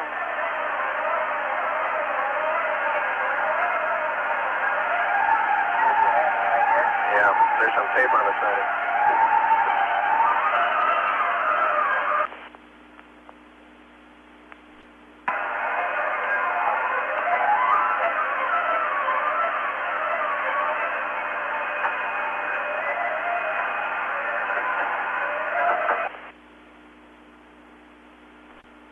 Boy, those things sure make a lot of noise, don't they, Jack? Boy, they sure do make a lot of noise. It's hard to sleep at night sometimes with them buzzing away the way they do. Looks like we have some very lively moths left. The bees have pretty well all just sort of gone stationary. The flies have decided to give up flying and just walk. All the flies are just walking around on the side of the plexiglass here. We got some of the bees that are alive. You can still see them, some of them are moving, and they have taken to walking. See that one floating right there? He's not even flapping his wings. I think the bees got smart fast. They decided it wasn't any use flapping their wings and going out of control, so they just float around and wiggle their legs. Whereas the moths, however, they like to stand on the sides too, but a lot more of them seem to fly, and some of them seem to have adapted to flying from one place to another more so readily than you might have thought. The flies, as Gordon says, are walkers. I think Todd Nelson's going to have kind of a messy job cleaning this box up, but I think it was an interesting experiment. Hope you got something out of it, Todd. Well, we're sure getting a really good picture down here, Jack, and that was a very interesting explanation of your observations. There's a couple of moths up here on the top really going after each other. Not be compatible in these close quarters. I don't notice that any of the larvae have hatched out yet. That's kind of hard to tell. I don't think any of them have. Well, they look pretty well just the way they did when we first saw them. But once again, this was a experiment submitted by Todd Nelson from Minnesota, a high school science student, and high school science students across the land. The opportunity to be involved in the space project by submitting experiments that enter competitions to be selected for space flight. There will be several on future flights. So our congratulations to Todd. We've enjoyed working his experiment and hope that it's provided something productive. Surely is the first experiments that had insects flying in space, with the exception of the fruit fly that we carried along with us from Florida, which we haven't seen any more of since. Well, last question for Todd. Where do we look for the honey, Todd, so we can have some on our toast for breakfast tomorrow? We'll try to get you an answer on that, and I'm sure Todd appreciates those comments. We'll switch back to the project camera, I believe it is. We'll give you a quick look at the PGU experiment here. Okay, we're ready. We're looking at it. Shuttle Mission Control, PGU is a plant growth experiment. And Gordo, we're about 20 seconds from losing the TV. Okay, you can see we have many, many numbers that we've been calling down to you, all faithfully recorded here, and we read them out on this little bitty LED readout here. And cycle through the 6 chambers. 6 chambers are lined up right along here and have 3 varieties of plants that we're kind of anxious to see how they look when we get them back on Earth on Monday. Okay, we have lost the picture now, and the cameras are back yours. Okay. We weren't sure what the object over the top of the PGU was there. Well, that's something somebody sent along, some farmer or gardener, I guess. Okay, we understand that. Just wanted to know we were doing our best, but we don't make any promises because we can't get in there and fool with this thing. Okay. And that was an excellent show, guys. Well, that's showbiz, you know. And Jack, the sponsors of the PGU experiment appreciate the coverage you gave them. Well, it pays to advertise. Yeah, that brings up a good question. How did the Cougars do in the NCAA? Standby 1. And Gordo, the semifinal game is at 2:30 this afternoon. Okay, well, best wishes to the home team, and maybe you might keep us posted occasionally on how they're doing. Okay, we'll try to do that. They're playing the Tar Heels, right? That's firm.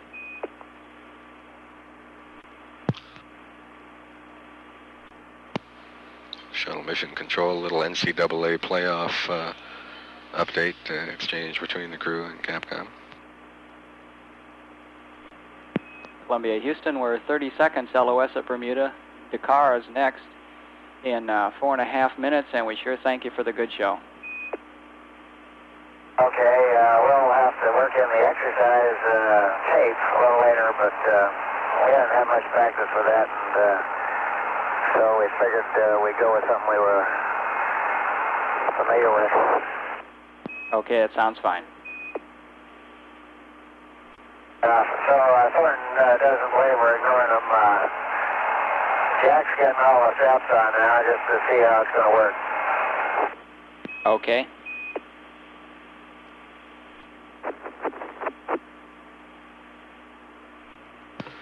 This Shuttle Mission Control, we've had a loss of signal over the mainland United States, and we'll acquire again in about 3.5 minutes through Dakar. The astronauts showing some acquired skill in television production during that pass, and some video of the student involvement project, a joint venture between NASA and the National Science Teachers Association, which is designed to stimulate the study of science and technology in secondary school systems.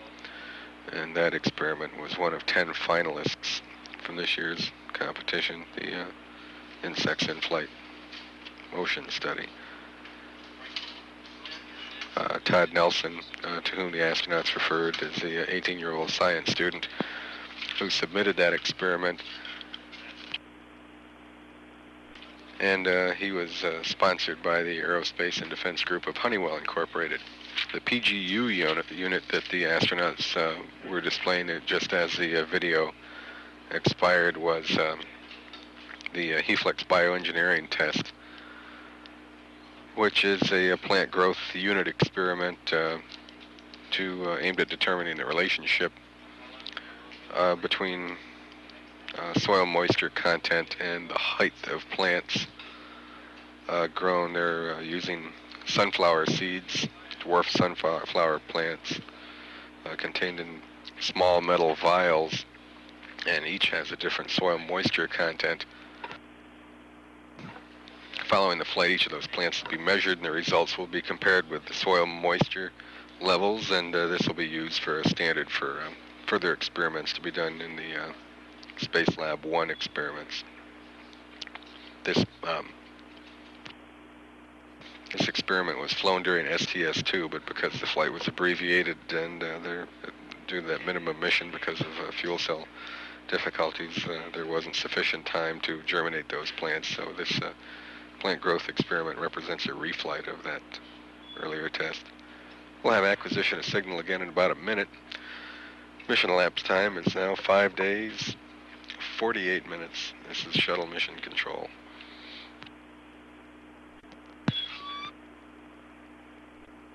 We have acquisition of signal at Dakar. Columbia Houston through Dakar for 8 minutes, over. Okay, got you through Dakar. Yeah, we hear you through Dakar. We just had a lemonade beverage container failure, and it's caused a mess here. Just a minute. Roger. It's just Steve, you know that, don't you? Say again, Jack. I say, stand by one. We just had a lemonade beverage container failure, and it's got a little mess going here. Okay, we'll stand by. I was just commenting, you know, there's the simple things in life that get you. That's right.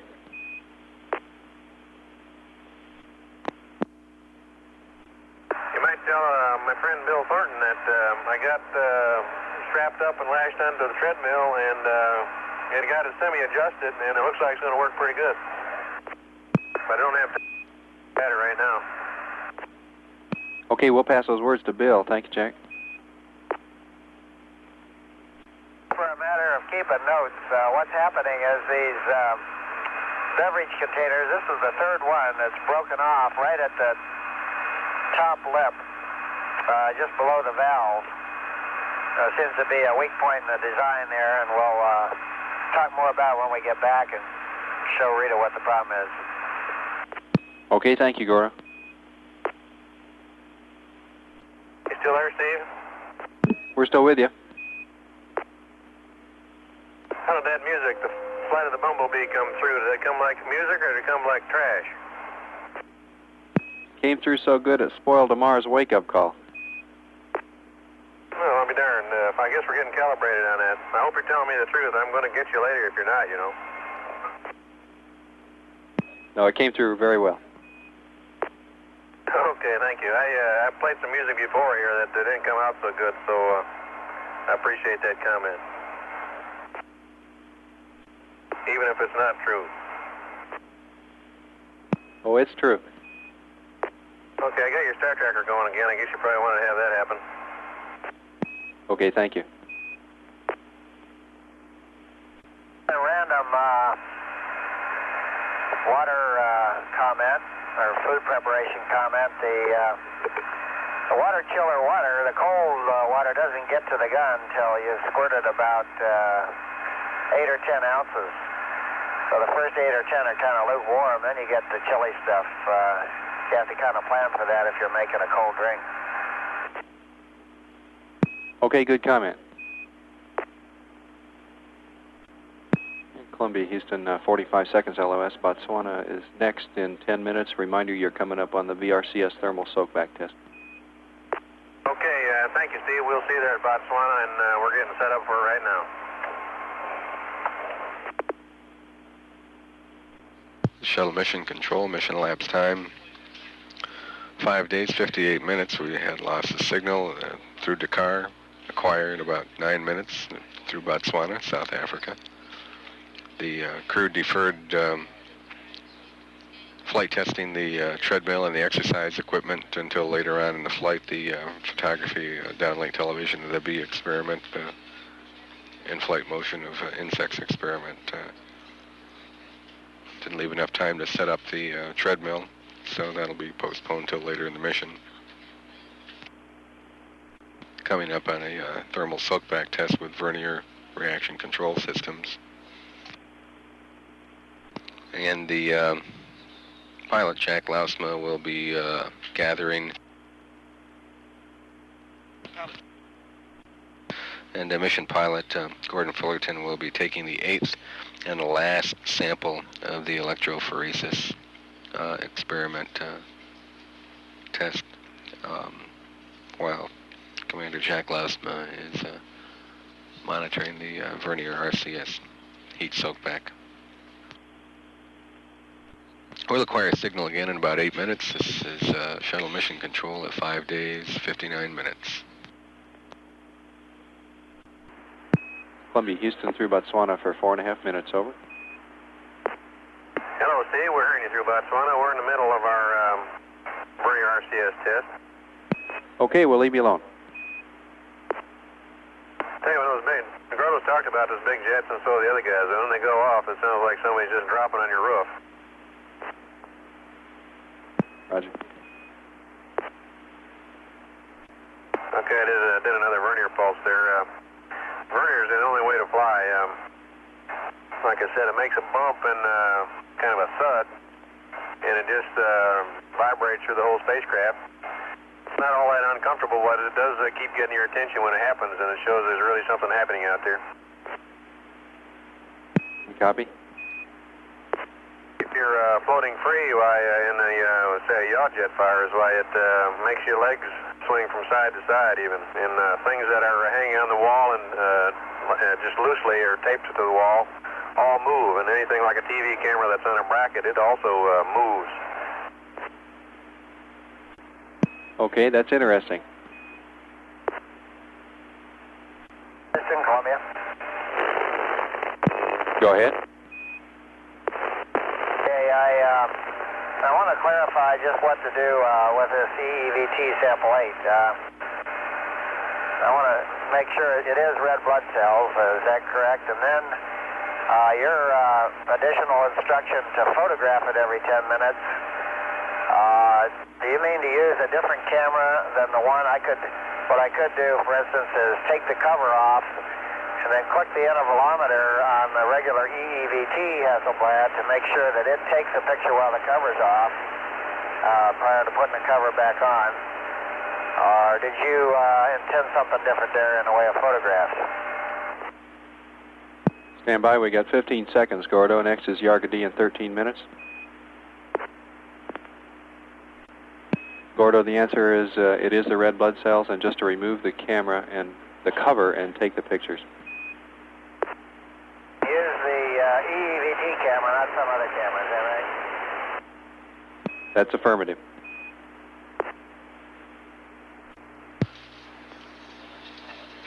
It's shuttle mission control. We've had loss of signal at Botswana. Mission elapsed time is 5 days, 1 hour, 13 minutes. Mission commander Jack Lausma reported the physical characteristics of the vehicle during the vernier RCS jet firing, the thermal soakback experiment. And pilot Gordon Fullerton transmitted down some inquiries about the nature of the EEVT testing, the electrophoresis experiment, affirming that it was red blood cells, and in this experiment the cellular tissue is electrically charged so that it separates into its constituent parts, and the ground did reaffirm that proper sample was a red blood cell sample, and gave him advice on documentary photography of that event. And this is the 8th and final sample being taken in the EEVT series. We'll have acquisition of signal again in 11 minutes through Yargadee, the UHF station at Yargadee, that'll provide voice only and no data. Columbia on its 82nd orbit of the Earth at mission elapsed time 5 days, 1 hour, and 14 minutes. This is shuttle mission control. Columbia Houston through Yargadee for 6.5 minutes. Over. Here you, Yargadee, and we are maneuvering to the attitude. Roger. Shuttle Mission Control, we have voice contact with the vehicle through the UHF station at Yargadee, voice only, no data. And we're about 25 minutes away from a live downlink TV display. Steve, any word from the thermal guys, how this is coming out, or how well we're conforming to the requirements and so forth? I think you're doing real well. We'll get some words for you on that. You might be interested to know when you did the water dump this morning earlier on, the mass spectrometer and the PDP measured a significant increase in payload bay pressure. Yeah, that's interesting, isn't it? I guess we often think that that's just a lot of water spewing out the side. And when you look out the left side and you got some blackness against which the water dump is contrasted, it just looks like a real heavy, forceful blizzard. And looks like all the droplets are about the size of marbles. And I guess water was probably ice, because I noticed that after the dump is over, there's a few residual pieces floating around, and some of them just float around randomly past the window, and they're irregular and crystalline shaped and frosted like ice. Okay, thank you. Another comment I have for you is we'll be doing a VTR playback at Hawaii of forward flight deck activities. We would like you to have it set up, and when we get to Hawaii, we'll call you when we're ready for the start of the playback, Jack. Okay, Gardo's digging it out right now. Steve, I've got that dug out, and I have 180 feet. That must be around 10 minutes or so. Are you going to be able to get all that? Or should I try to pick out the best part of that 180 feet?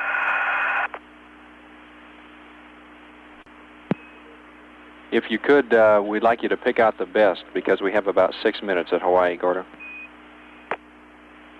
Okay. Does anybody know how many feet 6 minutes is, real quick? We're checking. I'll get that to you, Gordo. Also, could you, if you have time, give us the actual MET at which you enabled TR1 Channel 2 this morning? Sure can, just a second. It's dark here right now, Steve, but I surmise we're going to the west coast of Australia. Is that about right? That's firm. You're crossing the southwest coast. Okay, well, it's all big city down there, and we'd like to say howdy to all of the good folks in Perth, Australia. We copy. Thank you. A special howdy to the flying training wing there at RAF Pierce, where I spent a couple pleasant days about a year ago. That MET of enable is 4 days, 22 hours, and 47 minutes. The forward light status was on, ON. Okay, thanks a lot, Gordo. Columbia, 1 minute to go. We're told that there's a decal on top of those cassettes that would tell you minutes left. You might use that as a gauge.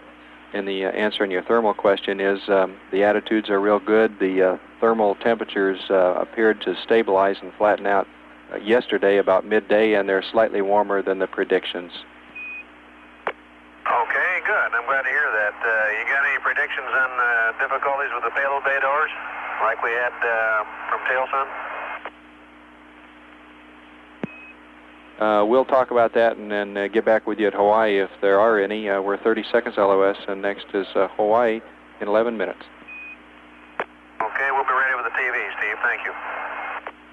Correction, that's 18 minutes.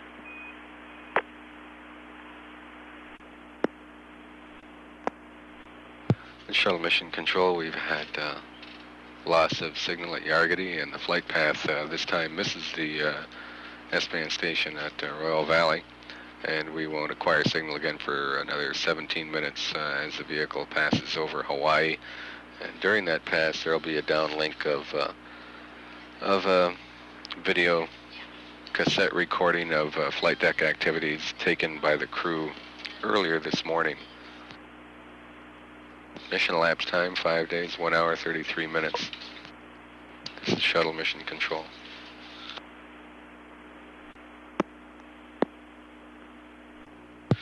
This Shuttle Mission Control, mission elapsed time, 5 days, 1 hour, 49 minutes. We're about a minute and a half away from acquisition of signal through Hawaii, and during this pass we'll have the about 6 minutes worth of downlink video of TV recorded on the flight deck earlier this morning. What we expect to see is principally the forward flight deck commander and pilot positions, and some testing of caution and warning light systems that was conducted by the crew early after the sleep period and just before breakfast this morning. The duration of this pass in Hawaii is a little more than 6 minutes, and we will acquire signal there in about a minute. Columbia on its 83rd orbit of the Earth. We have acquired telemetry data, and we'll have voice contact momentarily. Mission elapsed time, 5 days, 1 hour, 50 minutes. This is Shuttle Mission Control. Columbia, Houston through Hawaii for 6.5 minutes, over. Okay, we're with you in Hawaii, Steve. Copy, and we're ready for you to start the VTR playback anytime, Jack. Okay, be right in just a second. And we have the picture now, Gordo. Okay, Steve, what I thought I might try to do is we've got a sequence here of Jack doing his thing in the seat, and then it's followed by me later, and we'll try to get them both in. Unless you can get some more dump time at Goldstone, we can just let it run all the way through, stopping, of course, between sites, or else I'll try to fast forward in the middle and cut out a little of the slow part so we get some of each of us. Okay, we'll advise you on that, Gordo. Shuttle Mission Control, a reminder that this is a videotape playback. You're not seeing a live picture now. This is some post-sleep a little activity. audio on this. I don't know if it's... I'm curious to hear if the audio is working, because there's no way we can tell up here, and I've been hot mic audioing all the way through this flight without any idea whether it's working or not. Roger, there's no audio to the downlink, Gordo. Won't be real time, but, oh, I see, that's right. It'll only come back when we land, yeah, that's right. We're going to fast forward. Now's about the time we ought to do it. Okay, we're ready for fast forward, Gordo.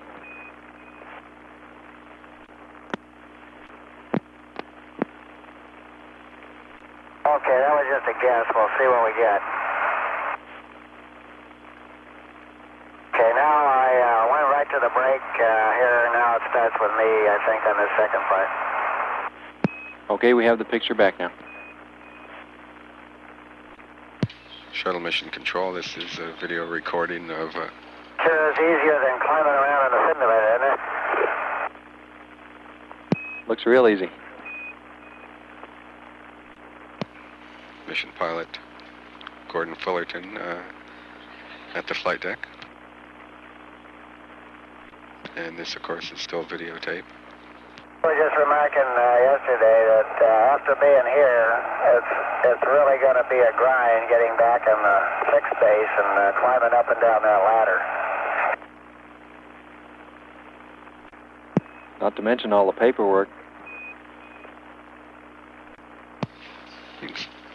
You can see a caution and warning lamp test being conducted on the flight deck of the vehicle, and the cathode ray tube in front of Colonel Fullerton.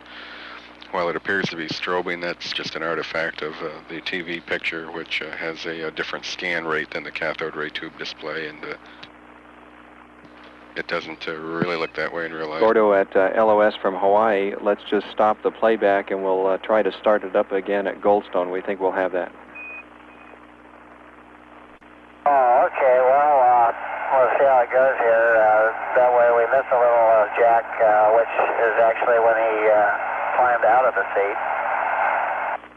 I think I'm about to wind it up here on the end of the sequence we took. Okay, we're 1 minute LOS now. I'll give you a little addendum here. We've got a little food, food preparation here we put on the next sequence here. In Columbia, we're 20 seconds LOS. We'll pick you up the States in about 3 minutes. Okay. And you can stop the playback now. Okay, we'll stop it. When we come back, do you want to keep going as it was here, or rewind to get the part we fast-forwarded? We'll try to keep going, Gordo. Okay, we'll just leave her sit right here until you give us a holler. Roger. Shuttle Mission Control lost a signal through Hawaii. We'll reacquire over Buckhorn in 2.5 minutes.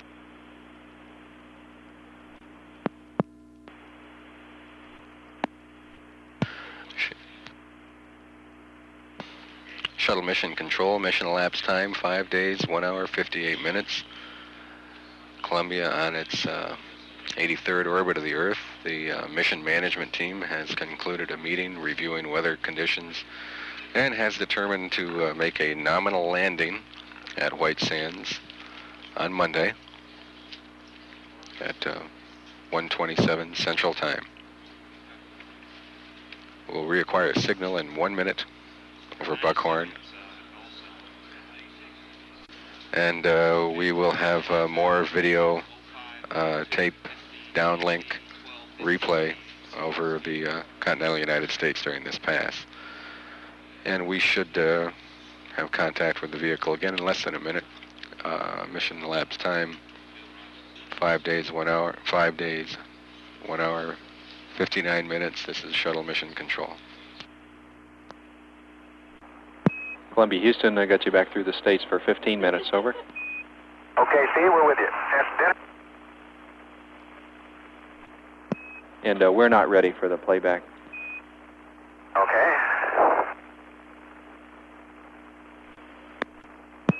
And Columbia, Houston, we're ready for the playback. Columbia, Houston, we're ready to start the playback. Okay. The Shuttle Mission Control will have voice contact momentarily. Repeat that earlier announcement. The mission management team has determined at this point to press for a nominal landing Monday at White Sands. Okay, you should be getting it now, Steve. And we've got a picture. This downlink television showing one of the earlier meal periods on board the vehicle. Better cut that, Steve. It's kind of hemming it up a little bit.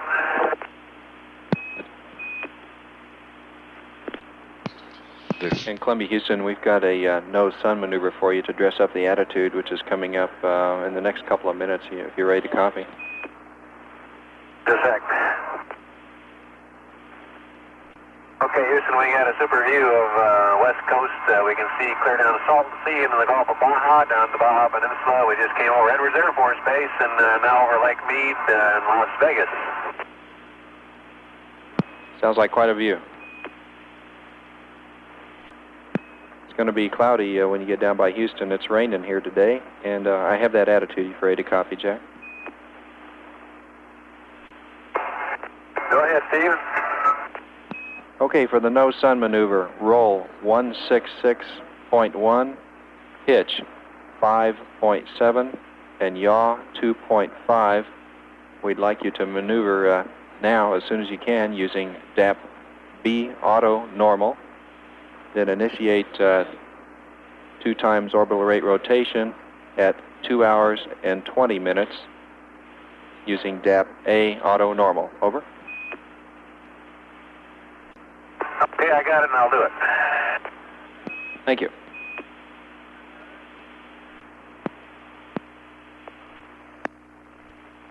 That almost looked like fun. In Columbia, we've lost the picture. Jack, I do have an answer for you on a previous question about closing the doors. Okay. We do not anticipate any problems with the doors because their present temperature is warmer right now than they were after you warmed them up with top sun prior to closing them successfully the last time. However, we will come back to you with more detail, and if any malfunction procedures would be required that are other than those that you have on board, we'll give them to you. Okay, that's good news. Thank you, Steve. Good answer. Just going to do it for the downlink, or you want to keep... Gorda, that'll do it, and the TV system is yours. And Columbia, Houston, the TV is yours now.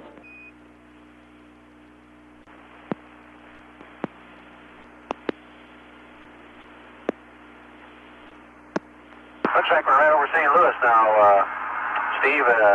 Looks like a beautiful clear day there in St. Louis.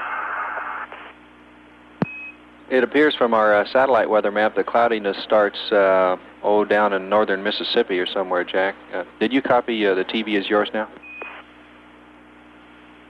No, I didn't get that, but that's all you need for downlink, right? That's it. Thank you very much. Those were good tapes.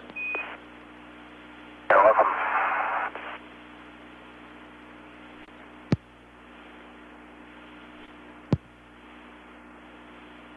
It's in Columbia. Go ahead. A couple words for Dr. Morrison, the EVT PI. His machine seems to be working generally. We have yet to see a single drop still anywhere. I'm working on the red blood cells now, and I'm seeing just the one band. I've been led to believe there might be two separate bands of blood cells, but I'm only seeing one. It's about between about 5 millimeters thick, a little indistinct on the boundaries. And it's moving along at about 10 millimeters per 10 minutes.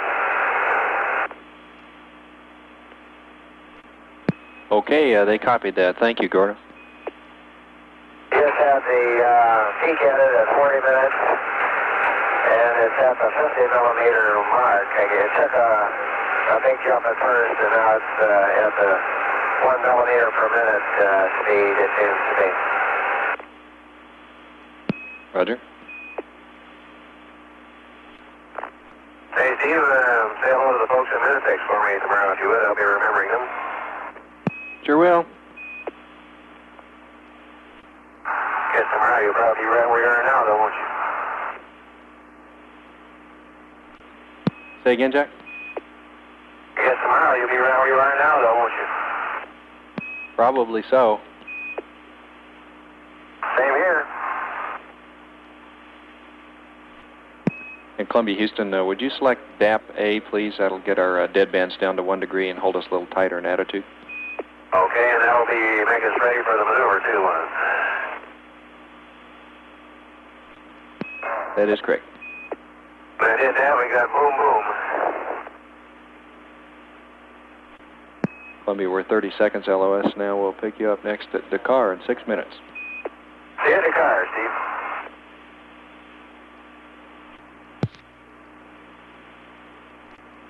Shuttle mission control at 5 days, 2 hours, 19 minutes, loss of signal through Bermuda, concluding a fairly long pass over the continental United States, reacquire again in about 5.5 minutes through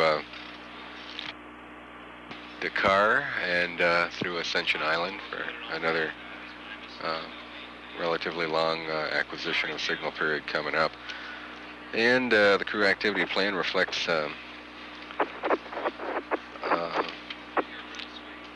Mission Commander Jack Lausma doing some payload operations with the Induced Environmental Contamination Monitor, while the mission plans have scrubbed the deployment of the IECM. The experiment will nevertheless acquire data during this flight. Meanwhile, pilot Gordon Fullerton will be down in the shuttle mid-deck doing some meal preparations. Columbia on its 83rd orbit of the Earth. Once again, the mission management team has determined to opt for a nominal landing at White Sands at 1:27 p.m. Central Time Monday. The data indicating that weather will support that plan. And once again, the combined time of STS-1 and STS-2 was 4 days, 12 minutes, 12 hours, and 34 minutes, and STS-3 has now far exceeded the combined time on the airframe of the vehicle for the first two flights. Mission elapsed time is now 5 days, 2 hours, 21 minutes. This is Shuttle Mission Control.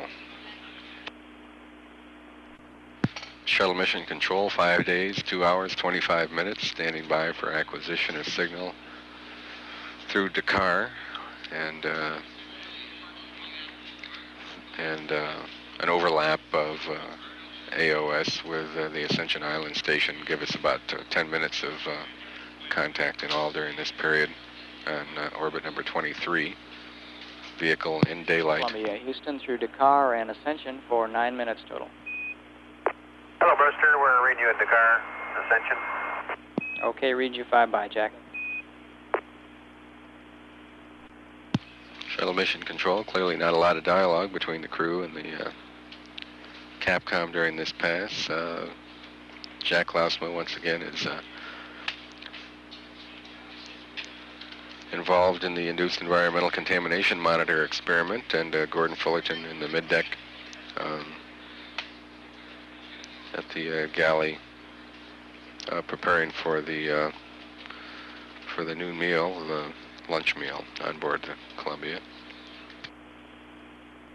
Also upcoming is some 16 millimeter camera set up for some documentary photos on board, and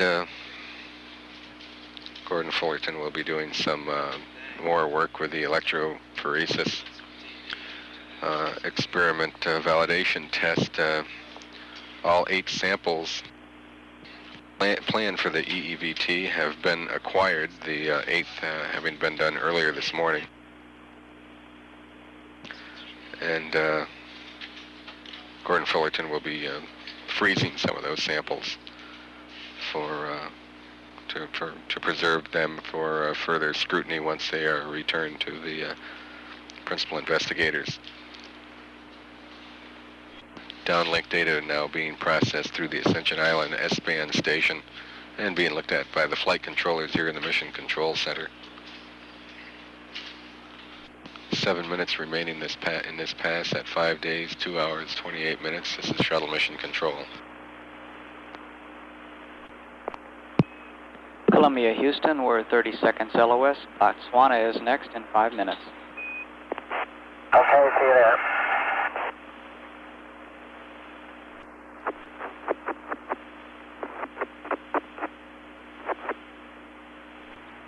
Shuttle Mission Control have acquisition of signal in about a minute through Botswana. Columbia on its 83rd orbit. Flight Director Neil Hutchison is in the Mission Control Center with many of the members of the Silver Team. Neil Hutchison, the lead flight director for STS-3, and now involved in the debriefing process with Flight Director Harold Drawn and his team. And we'll be having handover here in about an hour, and the Harold Drawn change of shift briefing for the press will occur, we believe, on time at 2 o'clock. We should have voice contact momentarily through Botswana. This is Shuttle Mission Control at 5 days, 2 hours, 40 minutes. Columbia, Houston through Botswana for 5.5 minutes. Okay, we're hearing you through Botswana, Rooster. The lights went out outdoors. We're in the dark. Okay. And you're 5 by. Okay, and we just completed the 16 millimeter of the PGU setup, and Gordo's completed completing his electrophoresis, and looks like we're right on time. That's good to hear, Jack. Shuttle Mission Control, Jack Lausma, remarking that they had set up a 16mm camera for documentation of the plant growth unit. The HEFLEX experiment in the mid-deck, which is the germination of sunflower seeds in various levels of moisture. Another 3.5 minutes of AOS, of acquisition of signal through Botswana. Columbia, Houston, we're 25 seconds LOS. Yargady is next in 13 minutes. Okay, Rooster, see you, Yargady. See you there. Columbia, Houston, with you through Yargady for 7 minutes. Okay, through Yargady, we're just making dinner here. Looks like time for lunch. That's right, Jack. Columbia, Houston, we're 10 seconds LOS. We'll see you next in Guam in 7 minutes.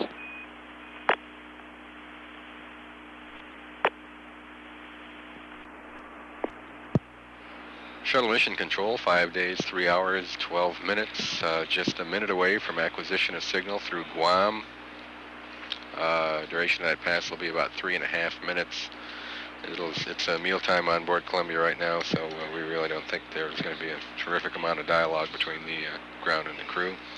This will be the last pass for Harold Drawn and the Crystal team, and between Guam and the next AOS at Hawaii, Flight Director Neil Hutchison and the Silver team of flight controllers will assume responsibility for this flight.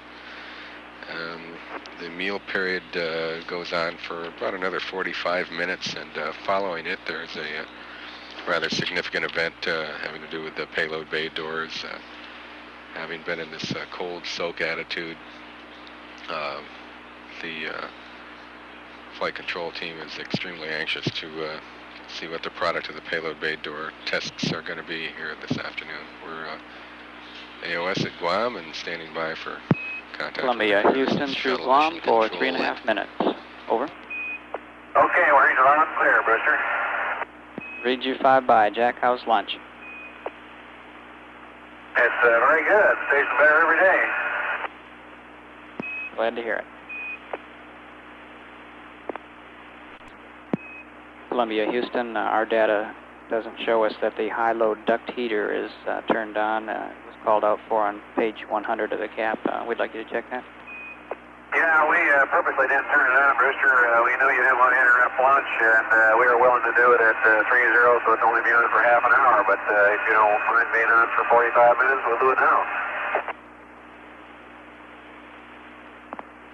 I noticed it would have had been on an hour if we did it one instead, and I knew you were trying not to interrupt our lunch, but I really didn't mind going up and slipping it on back in there right now, and I will do it.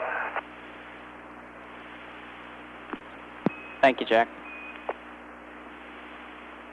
Hello, duct heater is in Baker now. I just got a thermal evaporator message,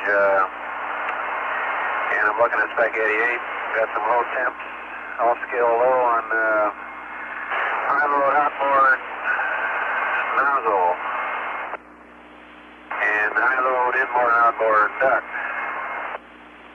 Want to take a look at those, Brewster? We are looking at them, Jack, and we're told that's a normal response. And Jack, we're 15 seconds LOS. Hawaii's next in 8 minutes. All right, see you in Hawaii. Thank you, Brewster. Roger, sorry to interrupt your lunch. The EVT sample 8 is all put to bed back in the icebox. Okay, thanks, Gordo. More to go, number 7. Shuttle Mission Control, 5 days, 3 hours, 17 minutes. Lost of signal through Guam. Acquisition again in about 7.5 minutes through Hawaii, representing the last instant of exchange between the crew and the Crystal team on this shift. And the new capsule commanders for the oncoming Silver team will be George Nelson and Sally Ride. Flight Director, of course, Neil Hutchison. During that pass, Gordon Fullerton remarked to the ground that he had completed and stowed the electrophoresis validation experiment, and the freezing of those 8 collected samples has now been performed, and that concludes the EEVT experiment.